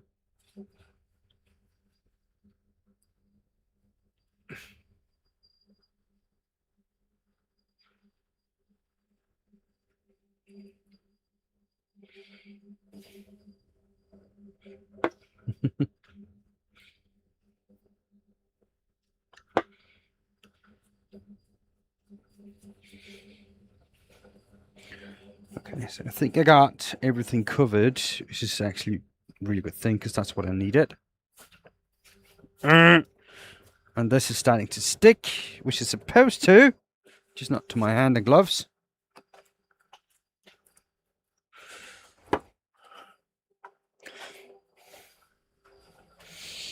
We can get the smelly blower again.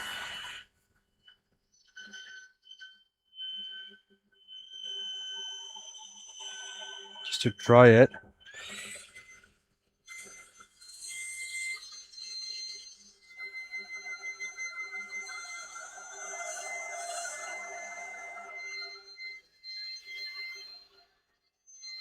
Don't touch it. No, I won't. I won't.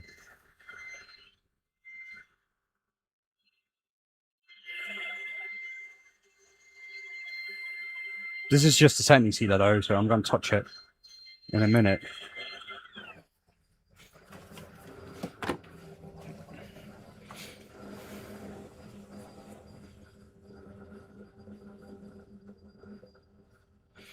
Okay, so that's nice It dried, which is supposed to.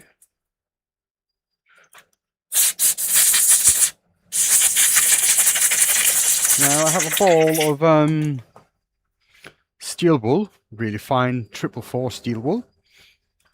And I'm going to need that to denip the surface.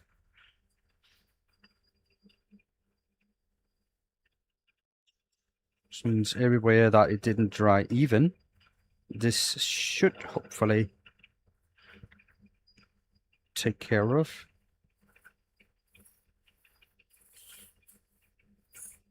Now be careful, because as soon as you put the sanding sealer on, you don't want heat in your workpiece anymore.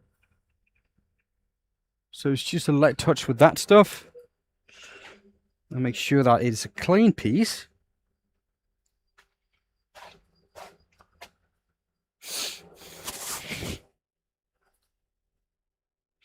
So I'm going to leave it like that now, because I have a new toy that I want to show off with, and you know, at the end.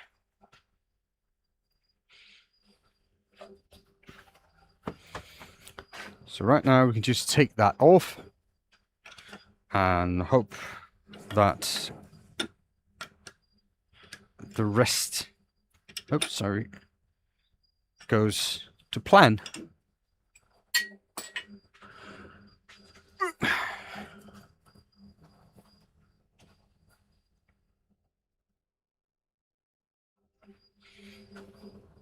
Oh, where's the camera? That's...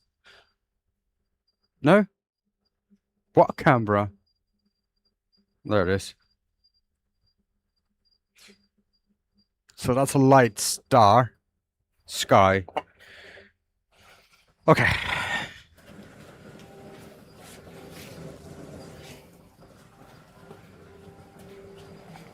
Now that is sorted. Let's get this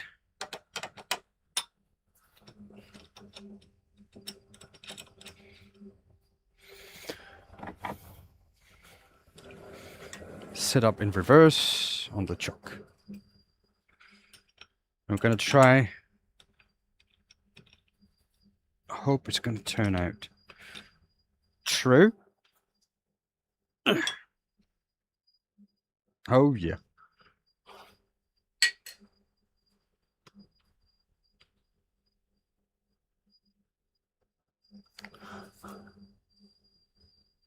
Camera, stop shaking. Look at that.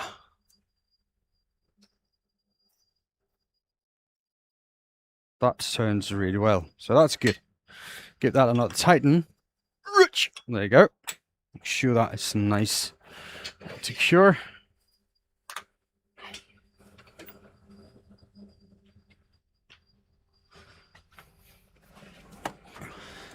Now it's time to get the helmet back on.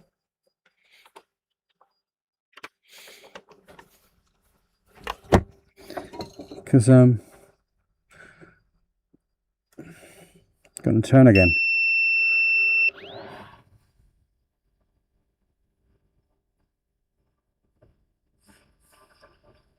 I can get rid of these gloves. I don't need them.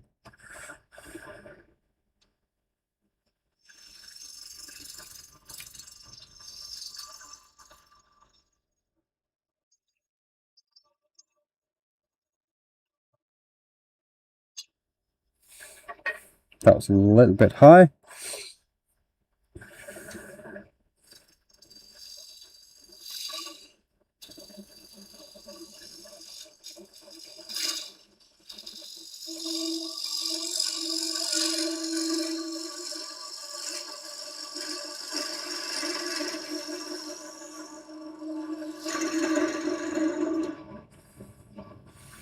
So now I have to decide on the shape.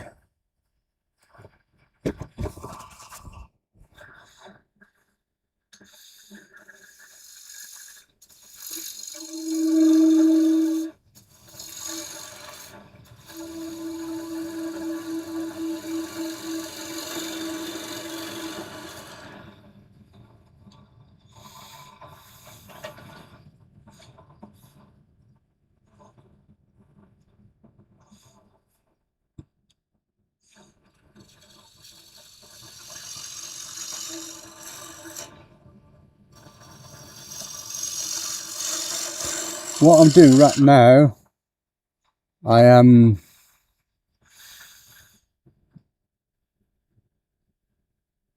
to the ribbon party. Yes, sir. I'm making a shape from the side without going all the way to the here.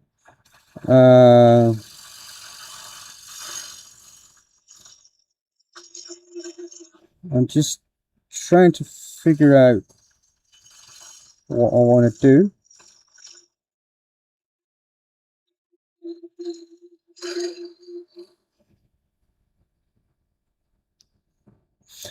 Okay, so we're just about, I think,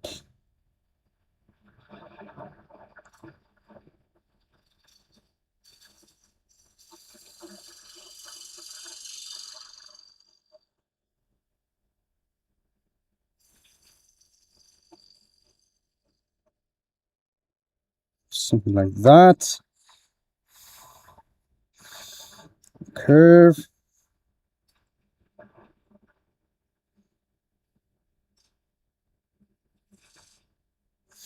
And then I think I'm just going to go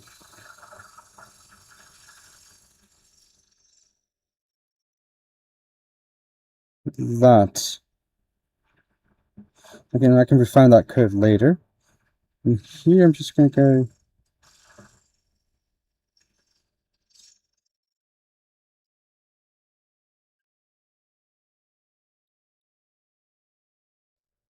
that thing. Right, and then we're going to hollow a ball here in the middle.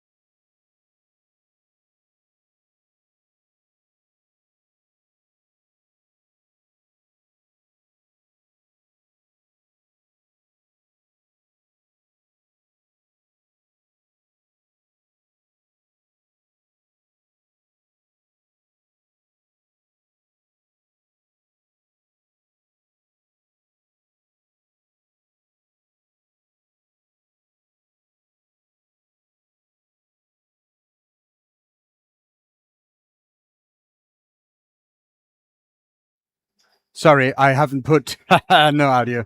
It was just that view. That view I hadn't put in the audio channel on that one.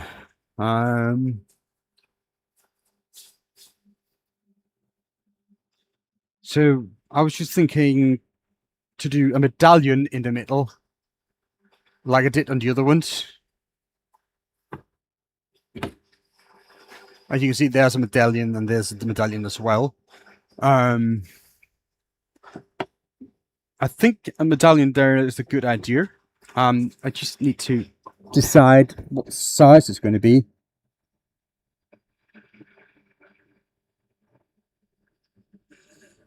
It's not going to be that big because it's just going to be a star.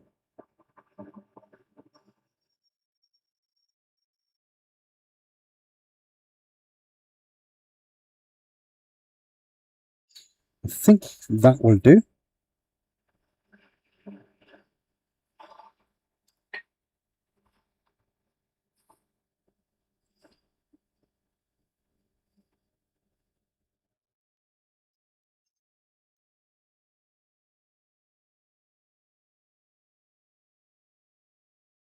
Nice, thin, really slow cut.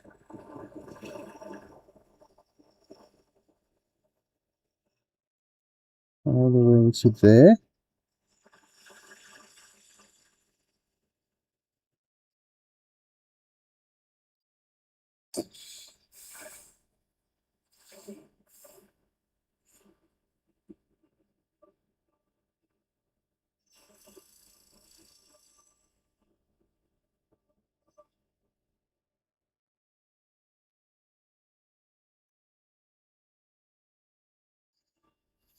That's a nice detail.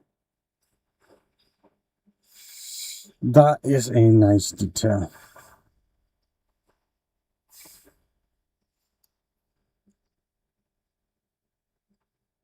Okay.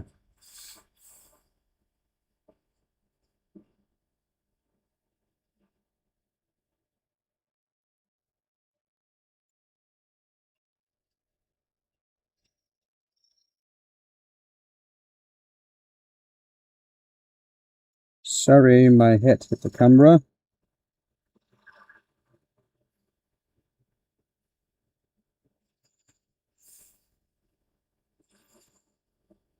I think that will do.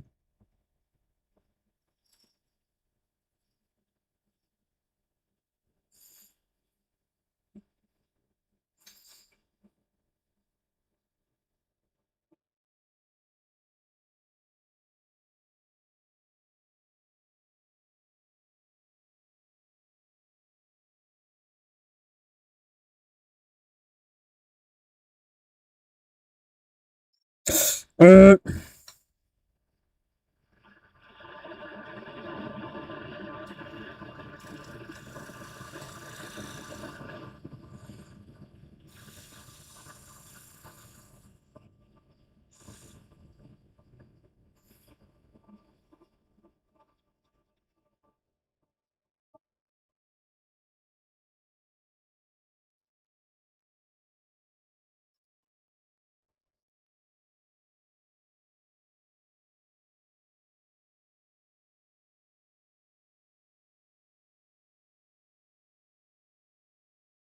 okay.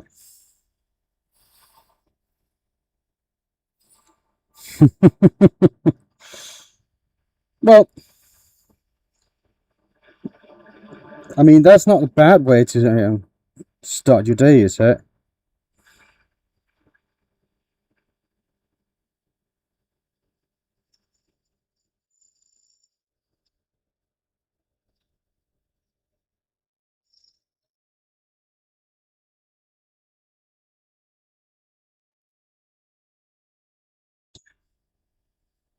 Okay. Now that detail here needs to be a little bit more.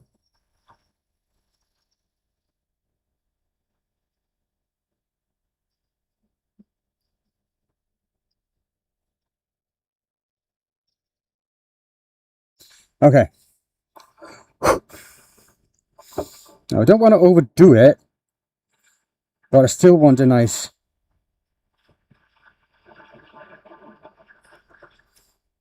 like some details in this. Okay. I think this is all right. A little bead there with a ledge and a top ledge. I need to even this out a little bit. I don't think I can do that with sandpaper in a good way. So I need to get that done.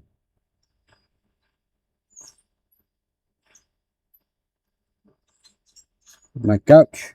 I think I'm going to go 10 mil gouge, because I think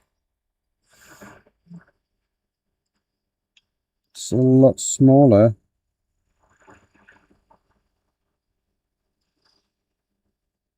So the chances of that leaving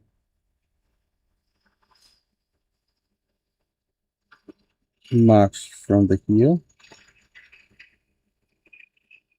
are a lot less.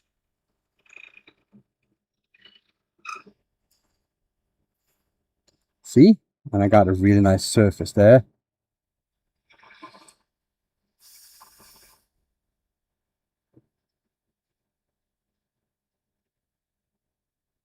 Because biting people is frowned upon in public school system. Yeah. Well, yeah, that's true. That's true.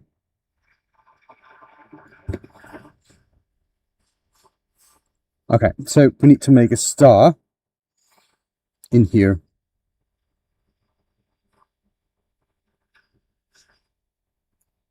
And I have a good idea how to do that.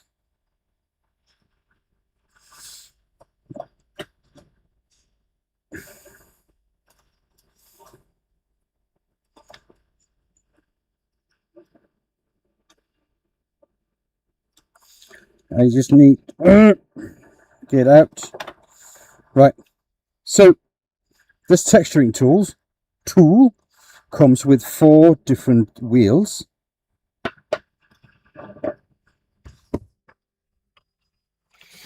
I only been using 2, which is not bad actually.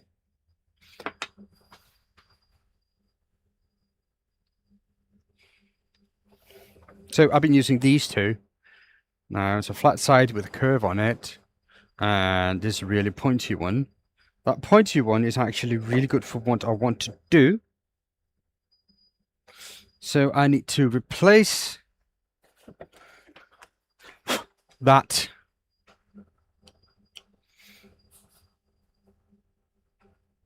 And it's kind of annoying to replace it, but you know, it's not too bad either.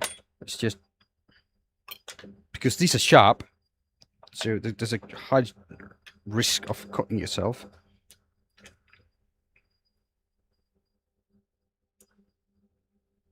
And I have these 2 spaces in between that needs to go in as well.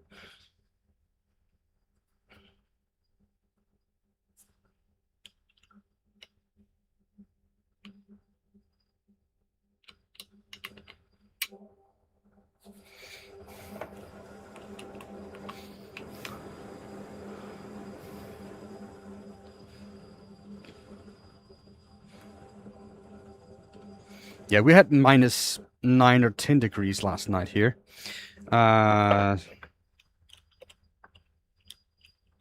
So there's no chance of me seeing grass the next day.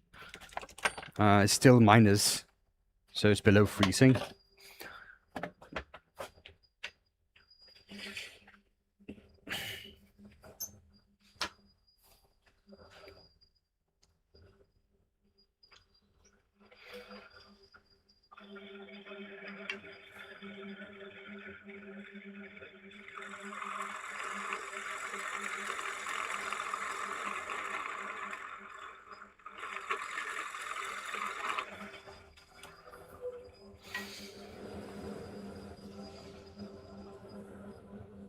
Now that is a star thing. Good.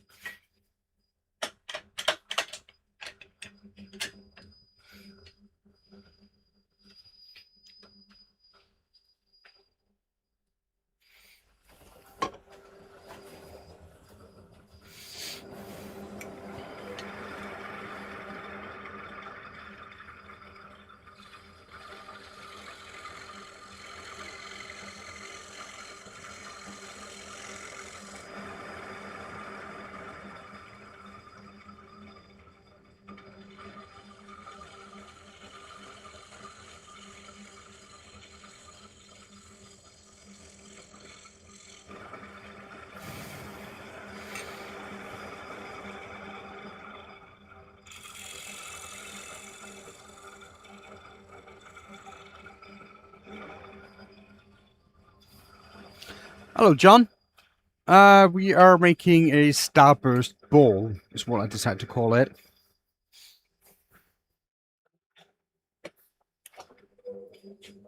So, just finished with the entire outside of it. Now I need to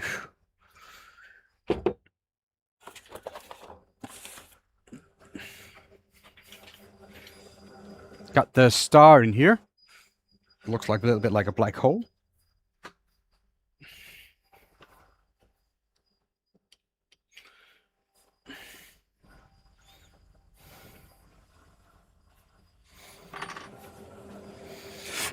And I need to make some patterns still, and I forgot about that.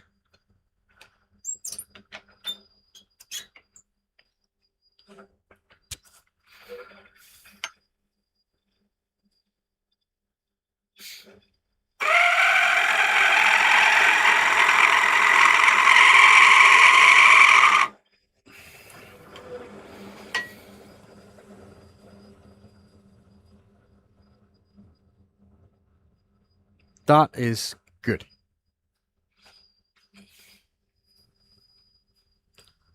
No, this is wood. I work with wood.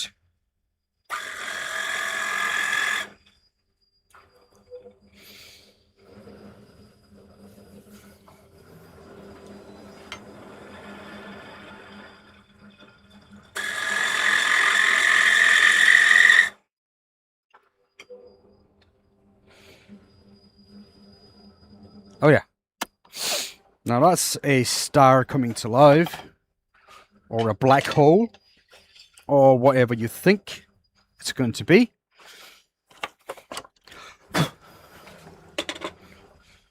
Let me just really quickly move stuff aside, because that's going to make everything a lot easier in a little bit. Really quickly, I just need to sand the rough parts away out of this.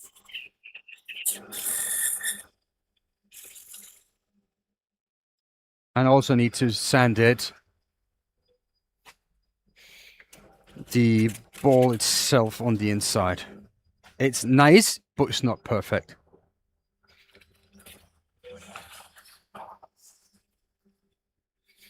So let's get me my respirator on again, because I don't want breathing too much dust.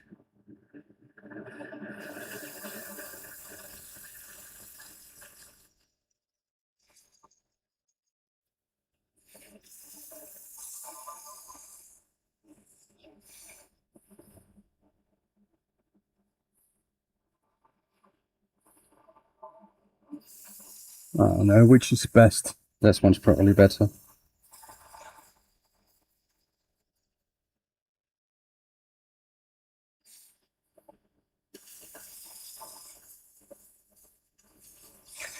Yeah, but you think that's cool? Have a look at the sunrise and the blood moon.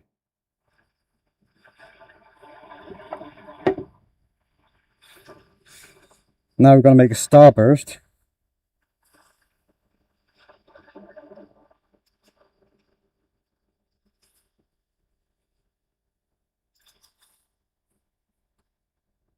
Yeah, we hope.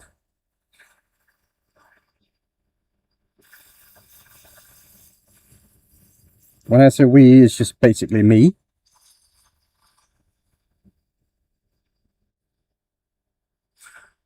But yeah.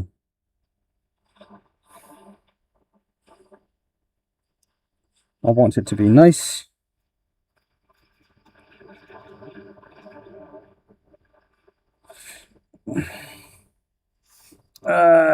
So where's my 180 sandpaper? There it is.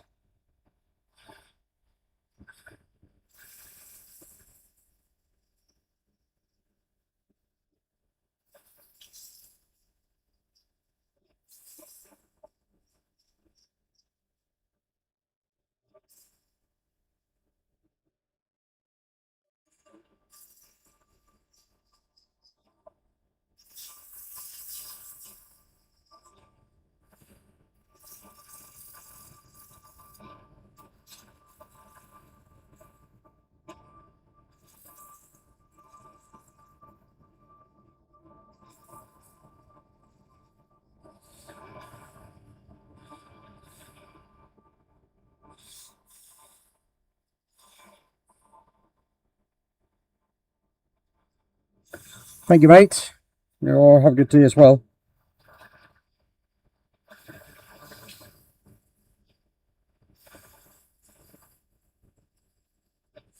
After I'm done here, I'm going to go and spend a couple of hours editing short videos.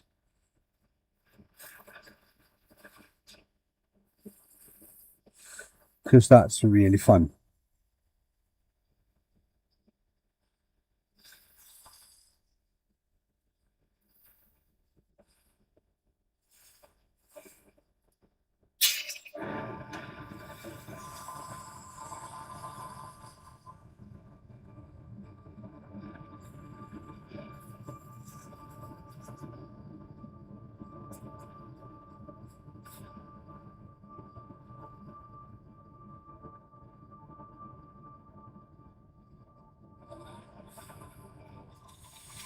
Okay.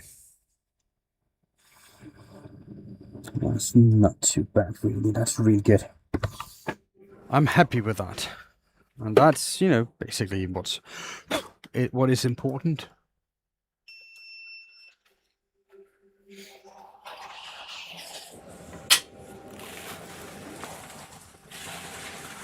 Just going to get rid a little bit of that shavings. Oh, that magnet shouldn't have stuck there, because that's put a mark on my bed, lathe bed. That's not fun. Anyways.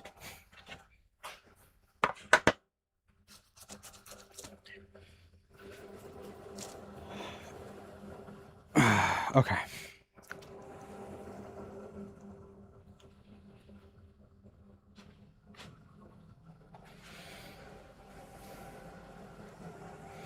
Let's get painting.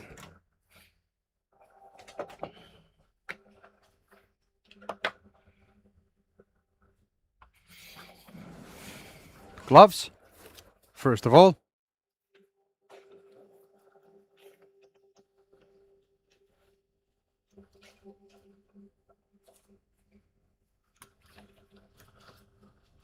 Yeah, I use an AI tool to edit my videos, but it still takes time.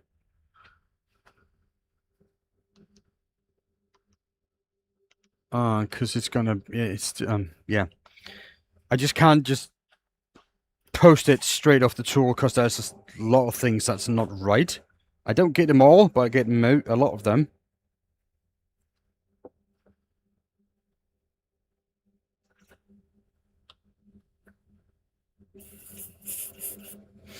Okay.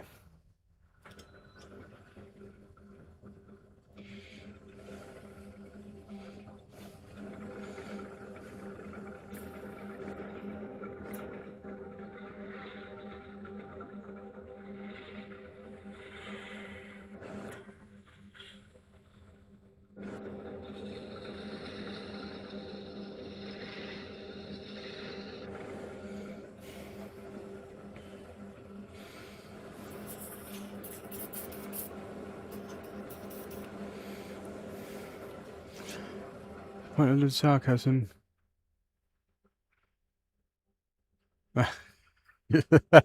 Surgical jackhammer.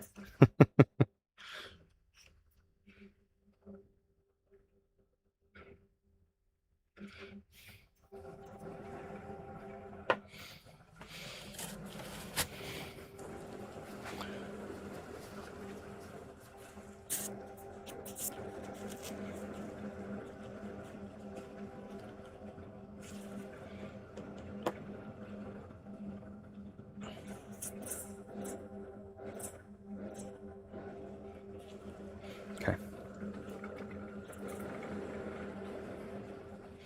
Wait. What am I doing? Yes, this is what I'm doing.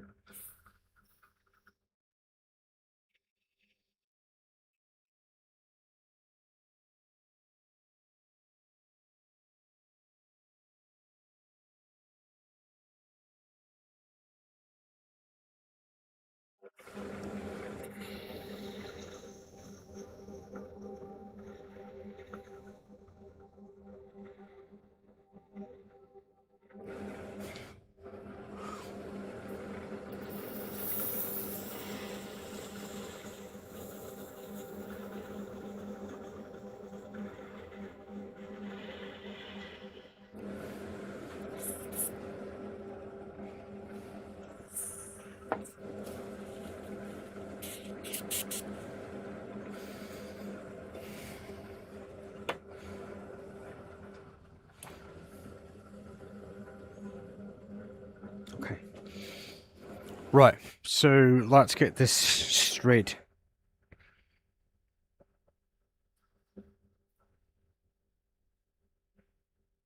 The star is mainly white. I need to put some colors on this.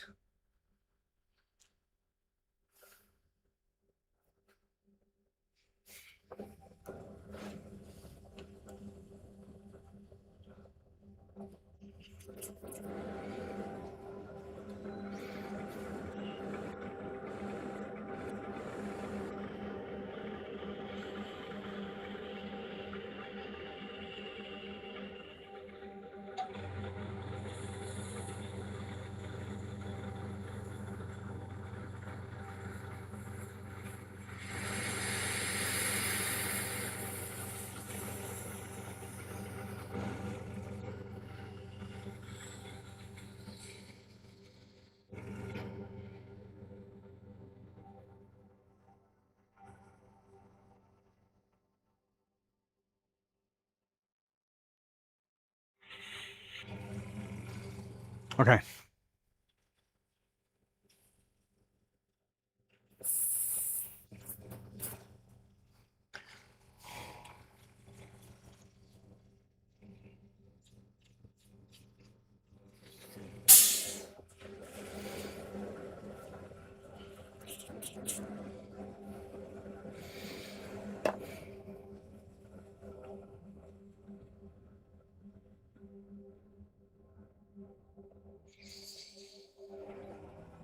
Star, we're gonna go. I need some bit of yellow.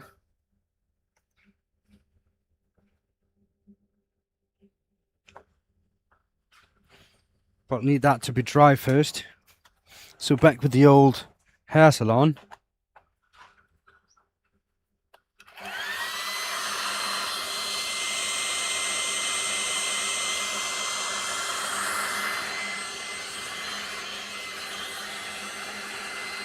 I feel like my microphone is picking up a lot of this noises, doesn't it?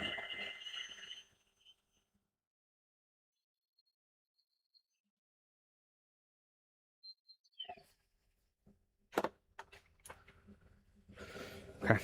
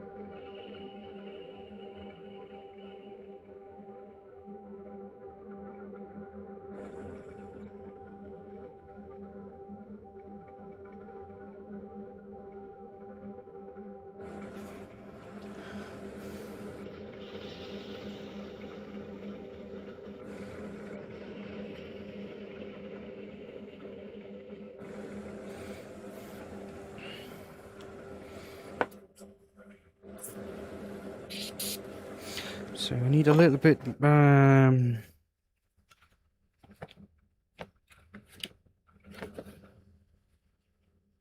orange.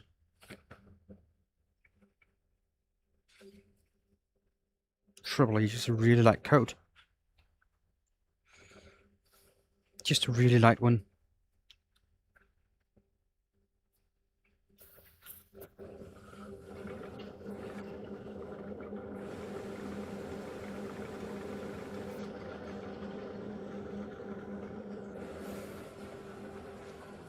Mix a little red.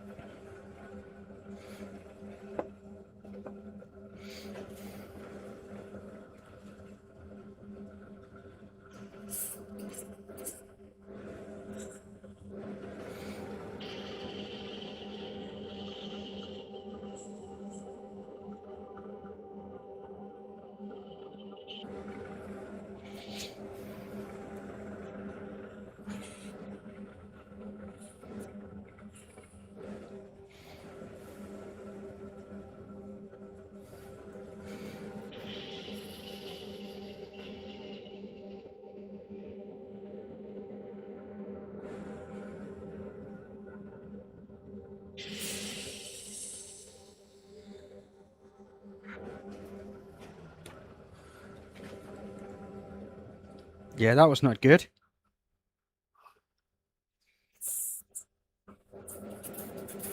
The needle I have in this is not fine enough to do that thing.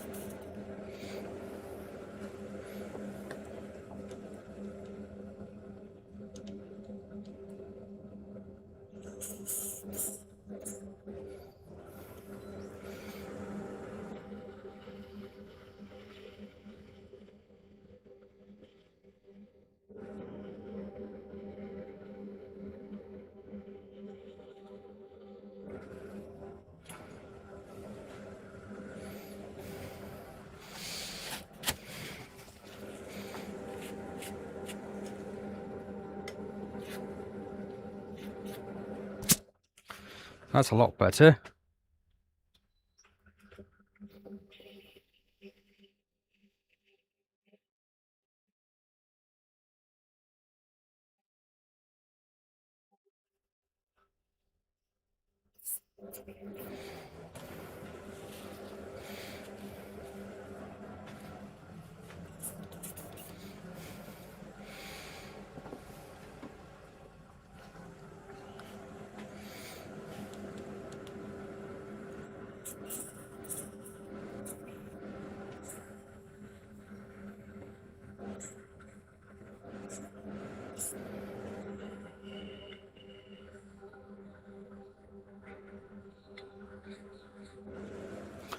Okay.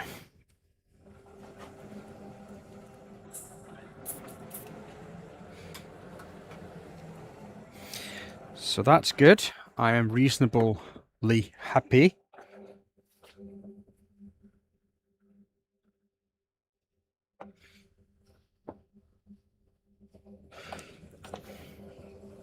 Time to make sure that it's dry.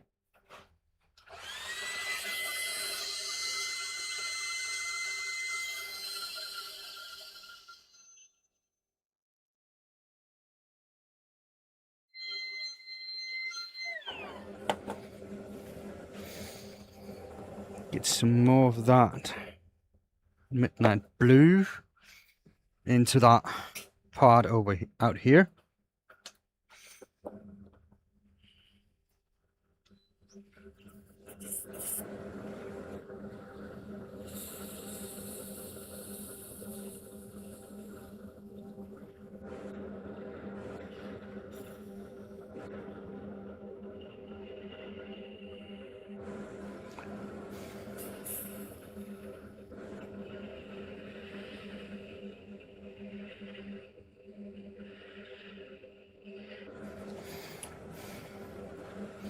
Yeah, that's a lot better.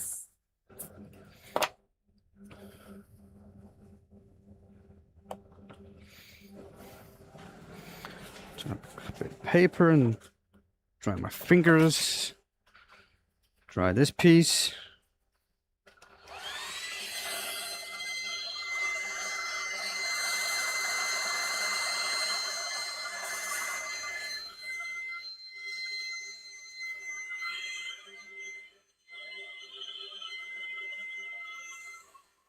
And then it's wax and lacquer.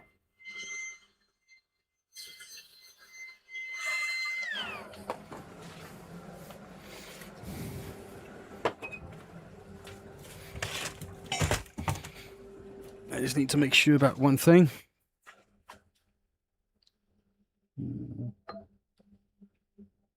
That's probably going to be all right. Thank you, Gloria.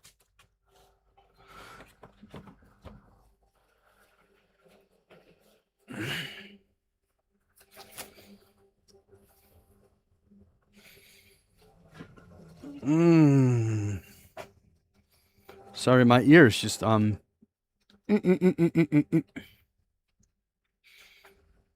itching. Yeah, that's how that sounds when, you know, the sound of an ear itching. That's that sound.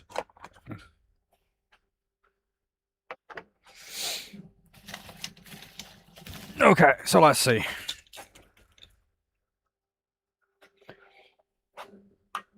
Put away the airbrush. Put away that helmet. That heat gun.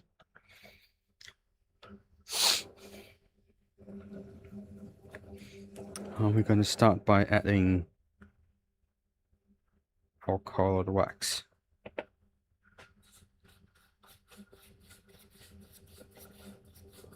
We need to move, like I said earlier, we don't have too much time. But because if this dries up while we're working with it,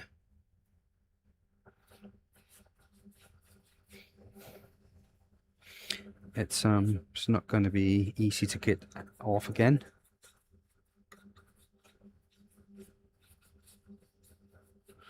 And we only want it to stay in our texturing, maybe a little bit in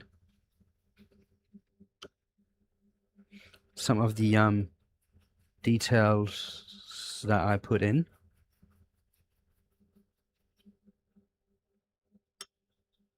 But other than that, just texturing, please. Sammy, thank you, mate. Where have you been all day? Nice for you to just drop in and drop like that.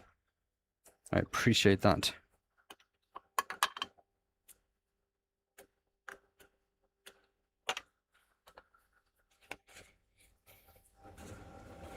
You could just have said hi, you know, but I'm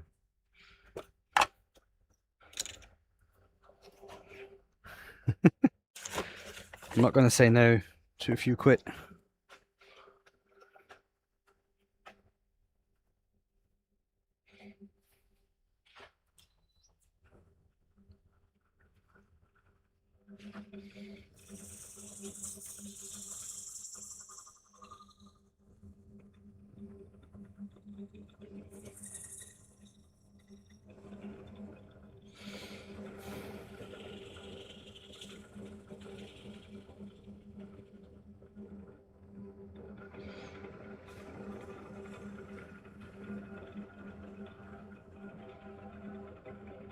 Oh,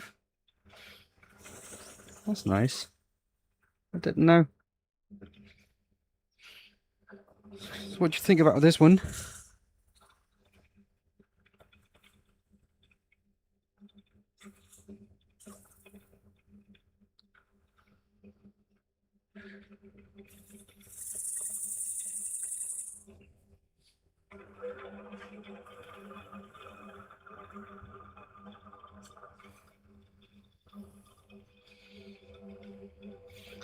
Very Wes, my dude.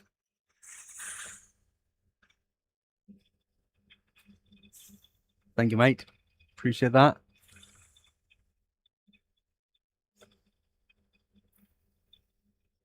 Now, those two donations just double my weekly income from YouTube.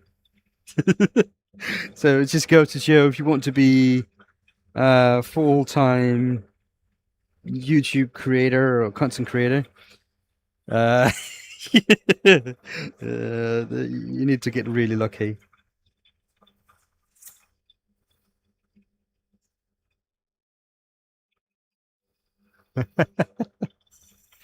Yeah, Wes knows what I'm talking about. Wes has his channel where he makes home renovations and knives and other stuff, and just hangs around the what should be just jewelry and stuff like that as well. It's really nice stuff. Actually, I traded this ball with one of his knives.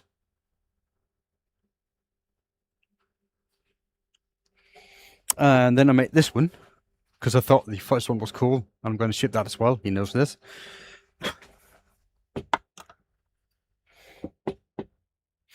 And then he made me another knife, so now he's sending me 2 knives, what I've heard. So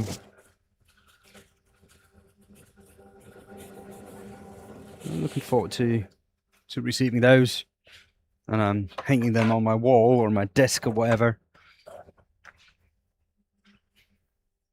Maybe one of my youngest son could use it as a Boy Scout knife. We all make one together, so I think that would be a shame.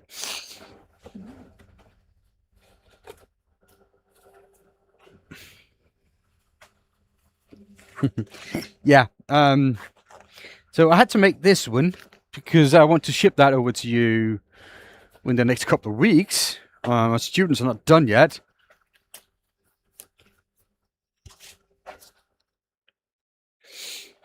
So I don't know how long they're going to need more.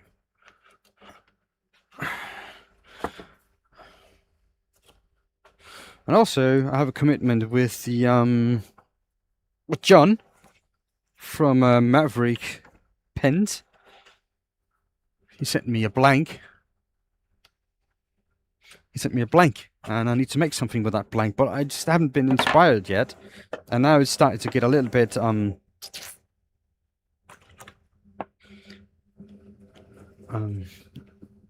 yeah, it's been a while. He sent that to me way before Christmas, so I think I need to figure out what I need to do with it.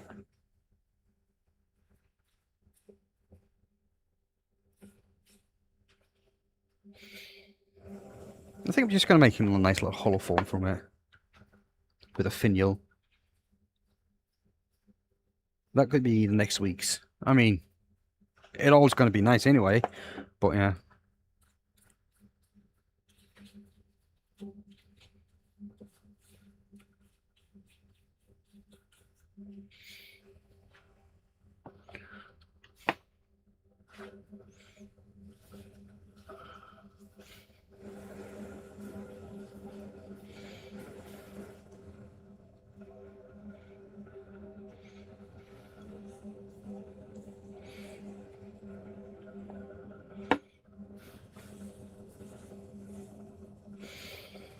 Okay, so that just needs to dry. Go. Get lid bag on, put that back.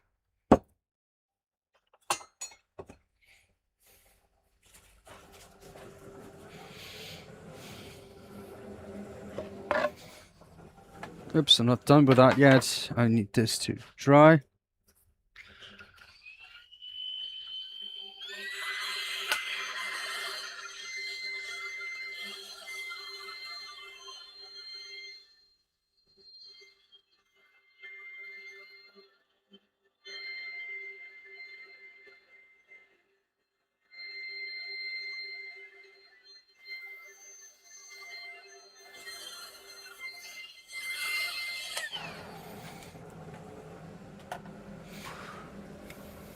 Get my steel wool again. See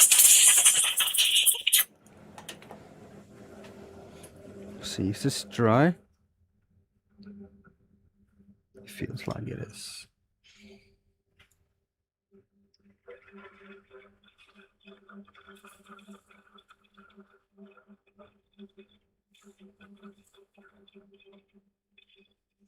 Just get that sanding sealer smooth. So it's going to be easier with the lacquer.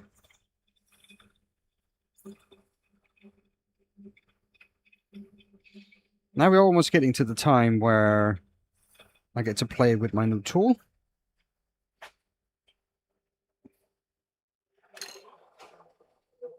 Which is nice.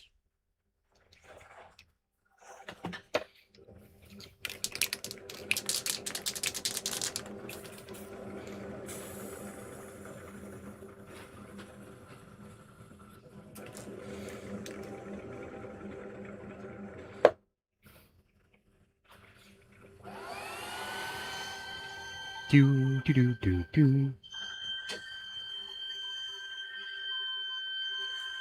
Yeah, it's going to be a nice addition to the Sammy. I think I'm going to keep this as a gift to another person.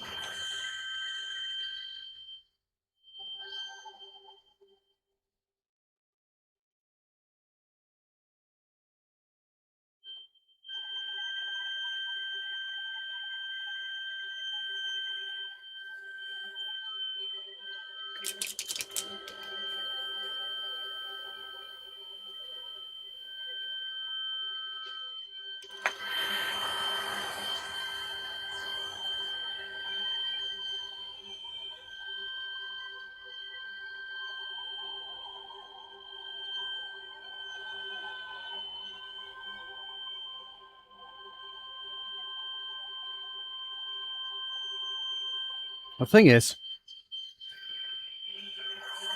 I can always go back and redo the lacquer. As soon as this is dry, and I put more layers on it with the new tool I have.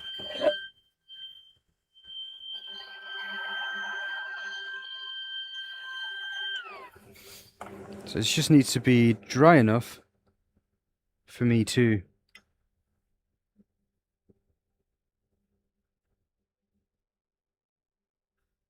flip it over and use my new tool, my new toy. So I don't think I've shown that many of you guys it yet, unless you are really in my Discord a lot.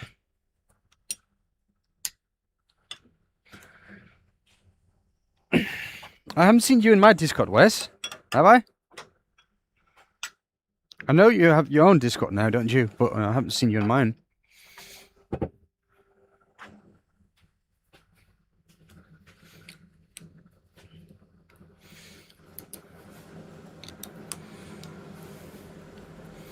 So I need to take that off.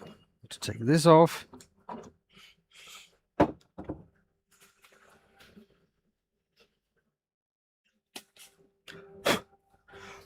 I need to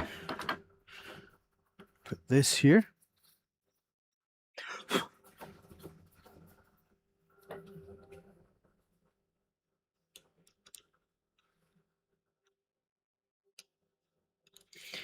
Yeah.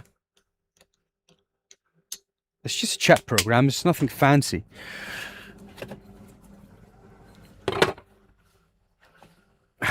Okay. Now this.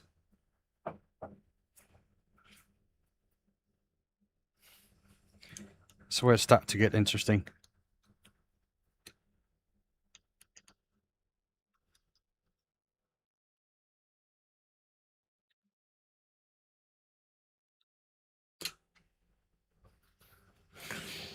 Okay, I just need to flip a switch. Not flip a switch, actually just plug it in.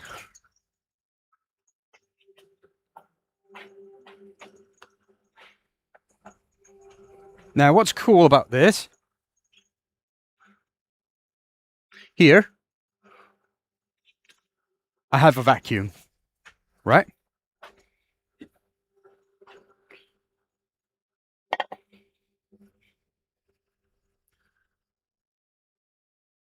So right now, take this ball. This is a finished ball, right? So I can put it here. And it sticks.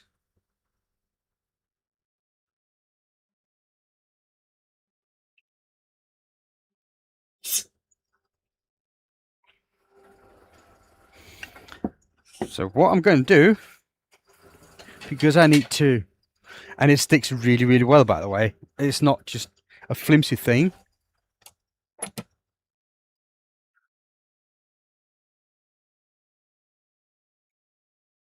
Where's my thread adapter? There it is.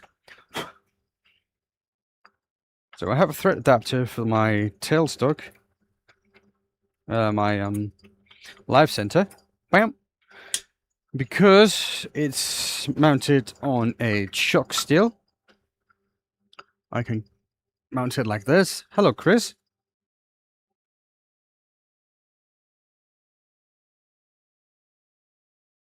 Offer it up to this contraption.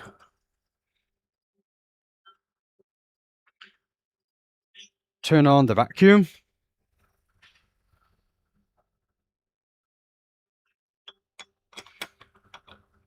Release the chuck.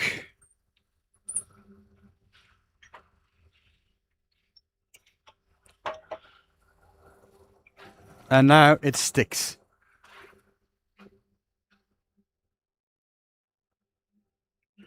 and it sticks really, really good. So now I can work with it. From the back side, I can remount it. Anyway, I feel like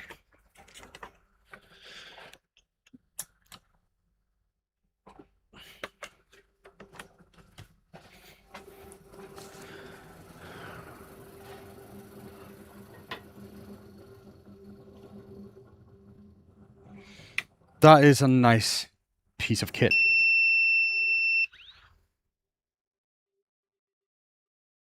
Oh, look at that, how true that runs.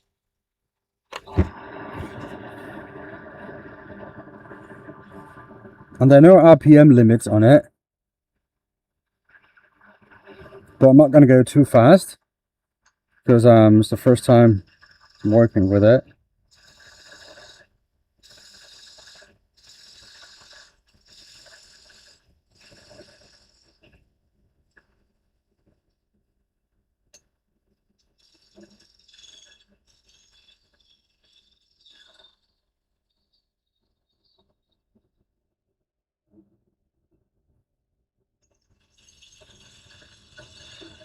Now this beats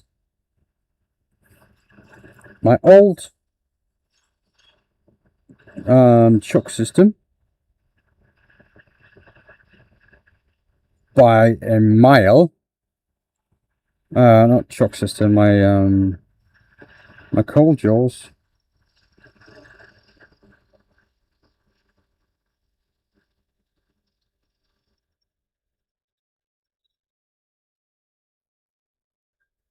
So much easier. The only problem is this is a fucking expensive setup. I'm so stupid. I got it.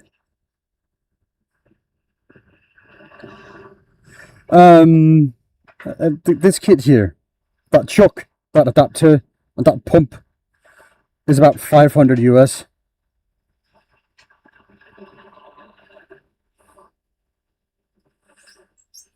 It's just ridiculous, but I need it for a job, so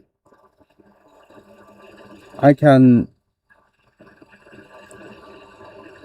do that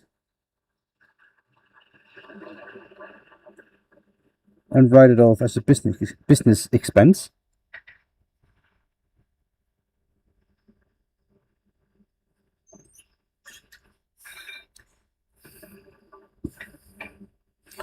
So let's see. Yeah, about 500 US. That would be more actually. British pounds would be about 400 British pounds.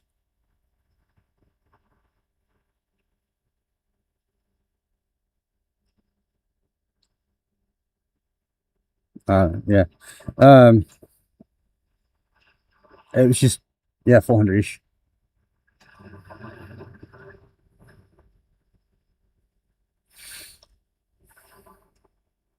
It's a lot.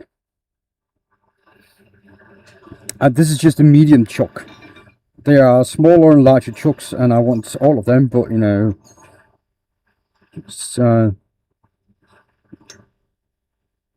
for what I'm doing right now, this chuck will do pretty well. It will actually, yeah. The thing is, I'm doing a batch of balls.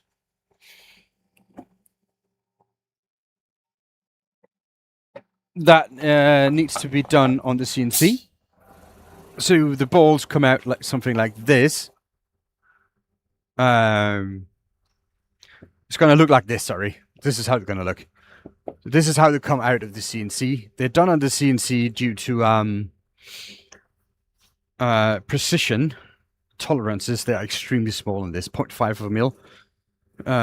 So that's why I did on CNC. But they don't want any markings on it, so I can't put a chuck on it or anything.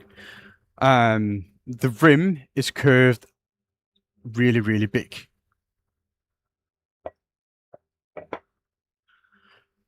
So I can't hold it with my cold jaws, but this way, with that system, I can Really easy to do it.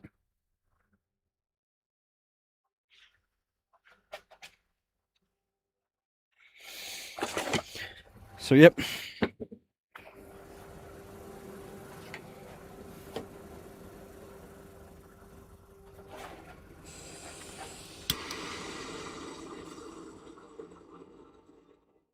Let's get that heated up.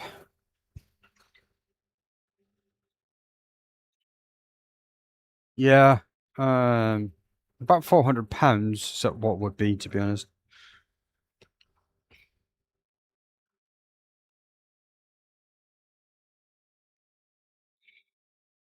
The biggest part is actually that compressor, the vacuum compressor there. That's a little bit expensive. You can go onto Simon Hope's website and see what he charges for an air compressor, the vacuum compressor. And this is about the same price range, so now you know.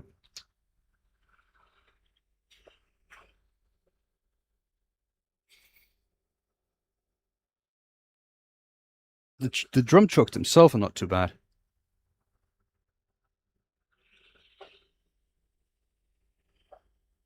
They're like the price of a good couch, like a really good couch. So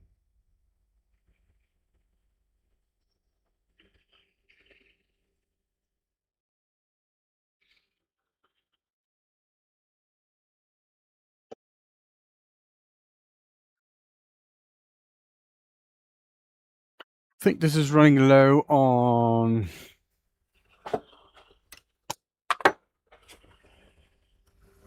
fluid. It's not heating up properly. Yeah.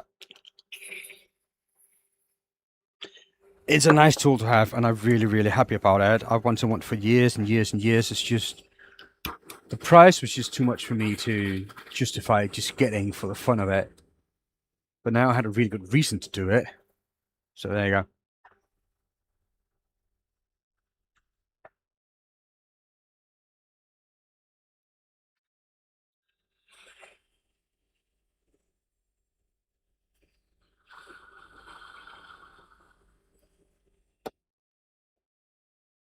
So that is heating up now. It's almost done.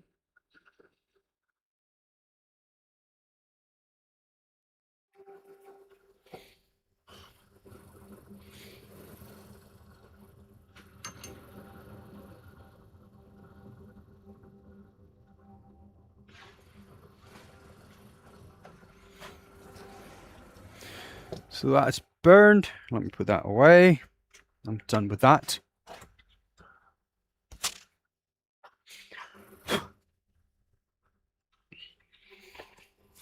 Smoky, exactly.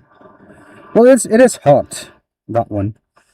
So, yeah.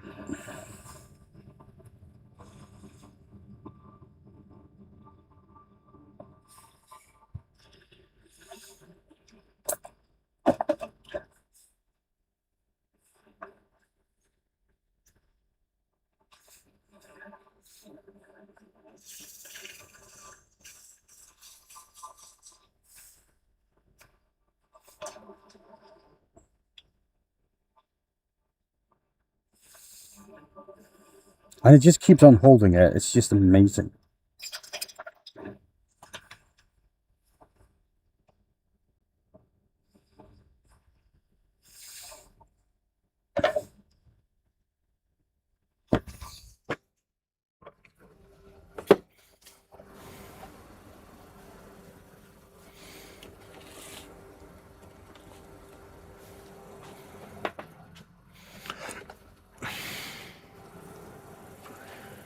Let's get that base colored in.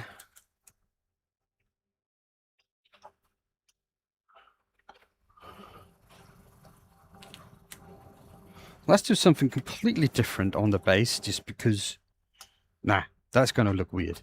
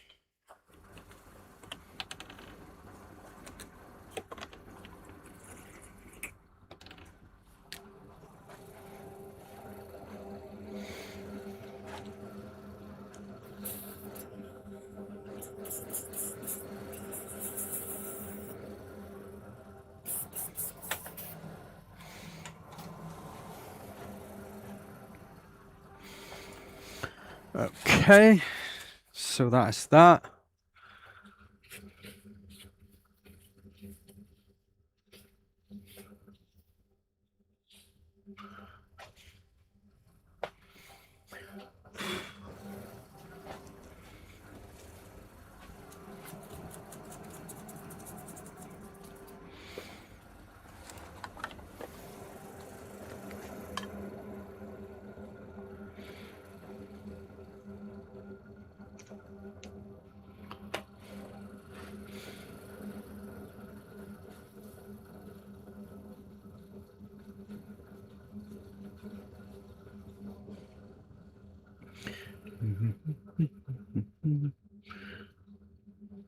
Almost done, guys. Almost done. Thank you all, everybody, for sticking with me for that long. I mean, it's not that bad today, is it? 3 hours? I mean, I've done more than that.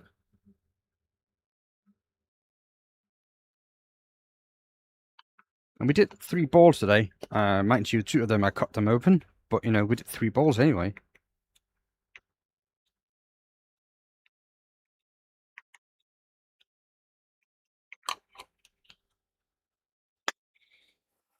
Boom. There you go.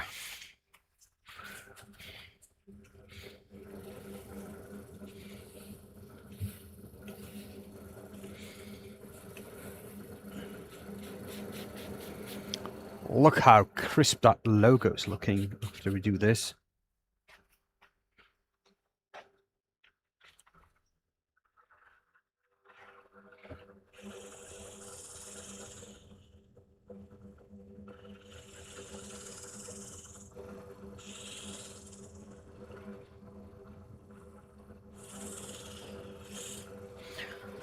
That is amazing.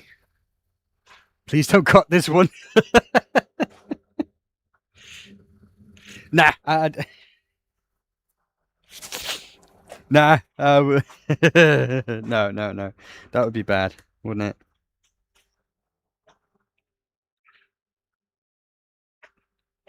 it?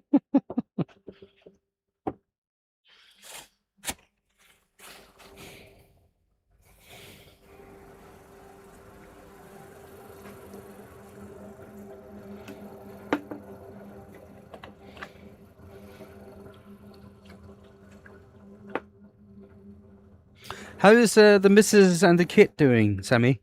They alright? You're still liking the big ball?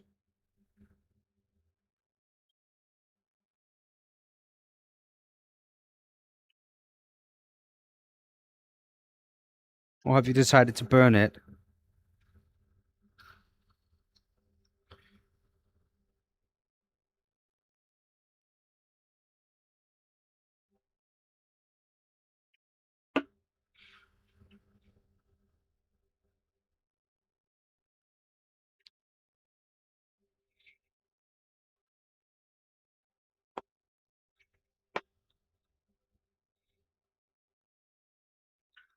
Okay.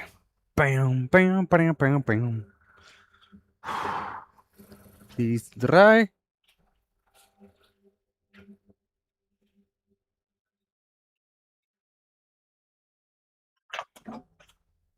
Let's get grandmother's old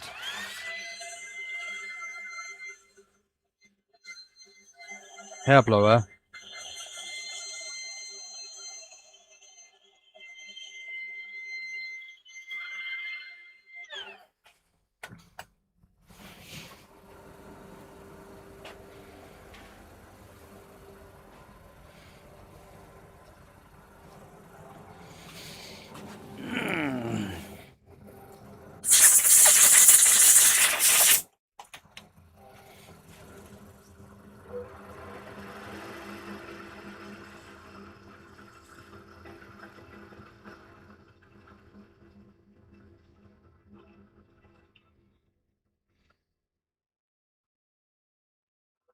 That's good.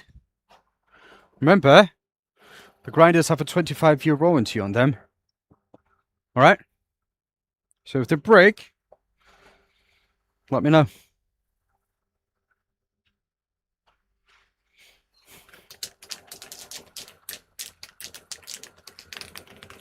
Oh yeah, there would. I would imagine that. That's good. It's good to know. Good to hear.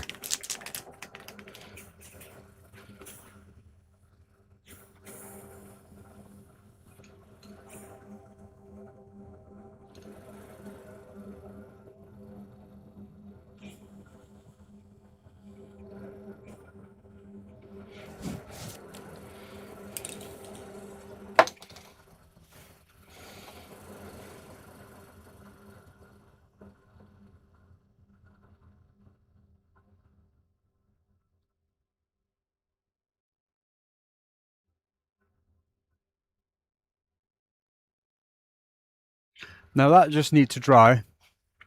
I'm just going to give it one coat now. And I'm going to come back and give it another coat in a later time. Right now I can just get this to dry. And I can show it off to you guys.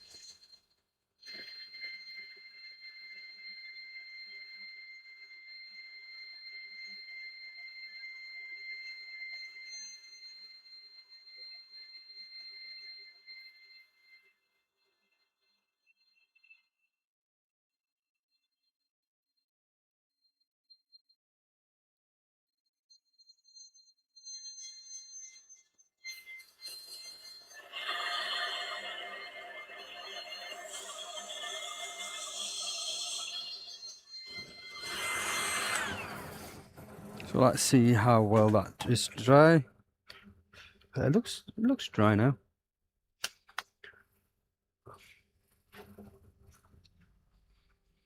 So let me just show you how much force this got.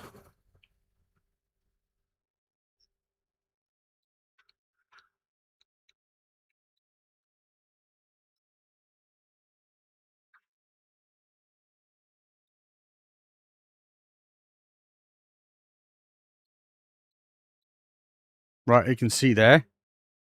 Now this is on full power. I'm pulling all my weight into it, and it's not coming off at all.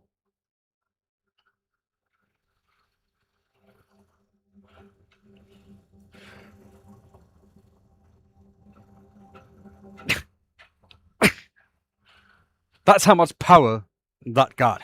I mean, that's amazing, isn't it?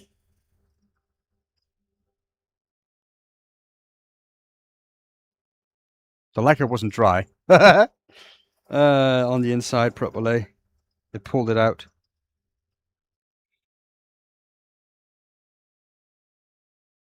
It's a mess. Look. You can see that. That's just a vacuum pulling the lacquer through. I mean, I'm gonna fix that. I'm gonna remount it this way. And just clean that up and fix it. But for now, I'm not going to.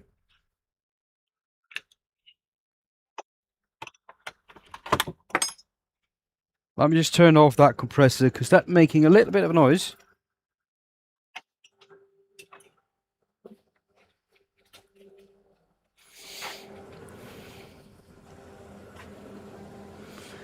Okay, so this is supposed to be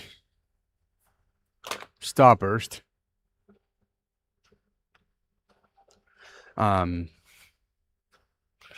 Let I have it all broken. Now it's actually not starburst. It's actually more of a more like a sun thing, isn't it? But it's still cool.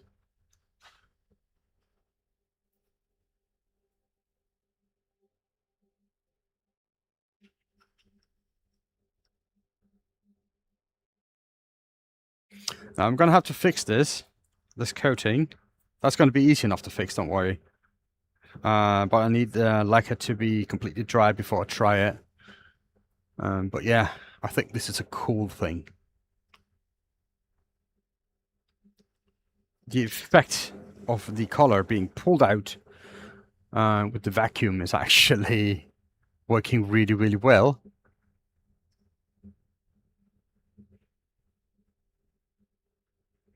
So I think this is cool. The bronze and everything. I think this is a nice ball. I like this one.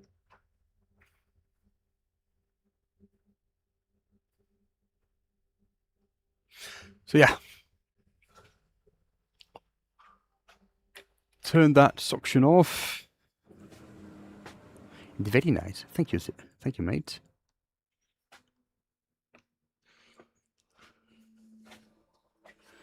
So let's see. That one's still running. It's almost out of battery anyways.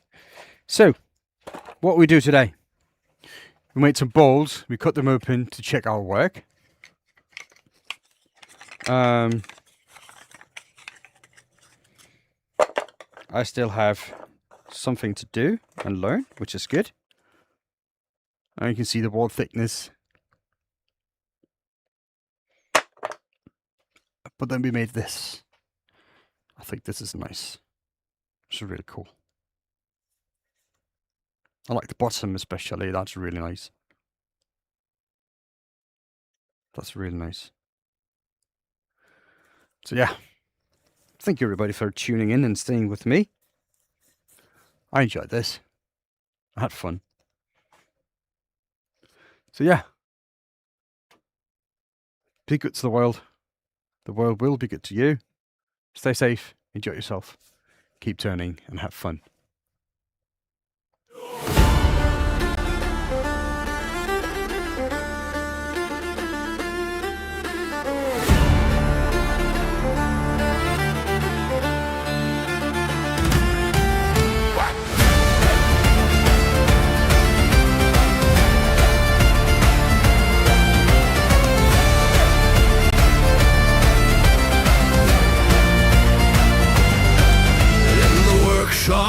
Where the northern winds blow stands a craftsman, where the tall timbers grow with a chisel like a warrior's spear. Every cut brings the old world near. Hear the answer in the turning tree, Odin whispering, let creation be. From the north let the shavings fly under watchful gods in the winter sky. Thor's hammer roars with the spinning ring, Freya's grace in every curve you bring. By fire and frost let the wood come alive. Benjamin turns the tales of the Viking tribes. Of the Viking tribes.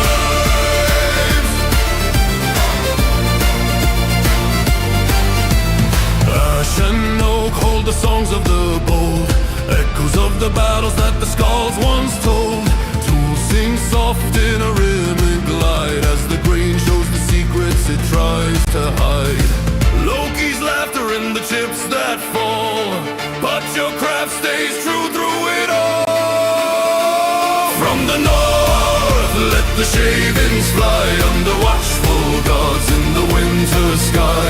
Thor's hammer roars with the spinning ring. Freya's grace in every curve you bring. By fire and frost let the wood come alive. Benjamin turns the tales of the Viking tribes. Raise your meat to the maker's hand, to the craft and the clan of the northern land. Every bowl is a saga born, carved from dusk and shade till morn.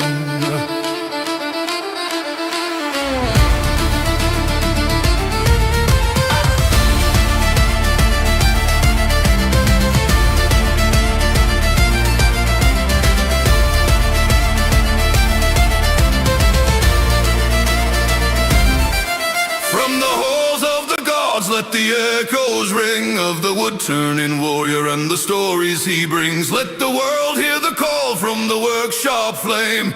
Benjamin Winkle, another name.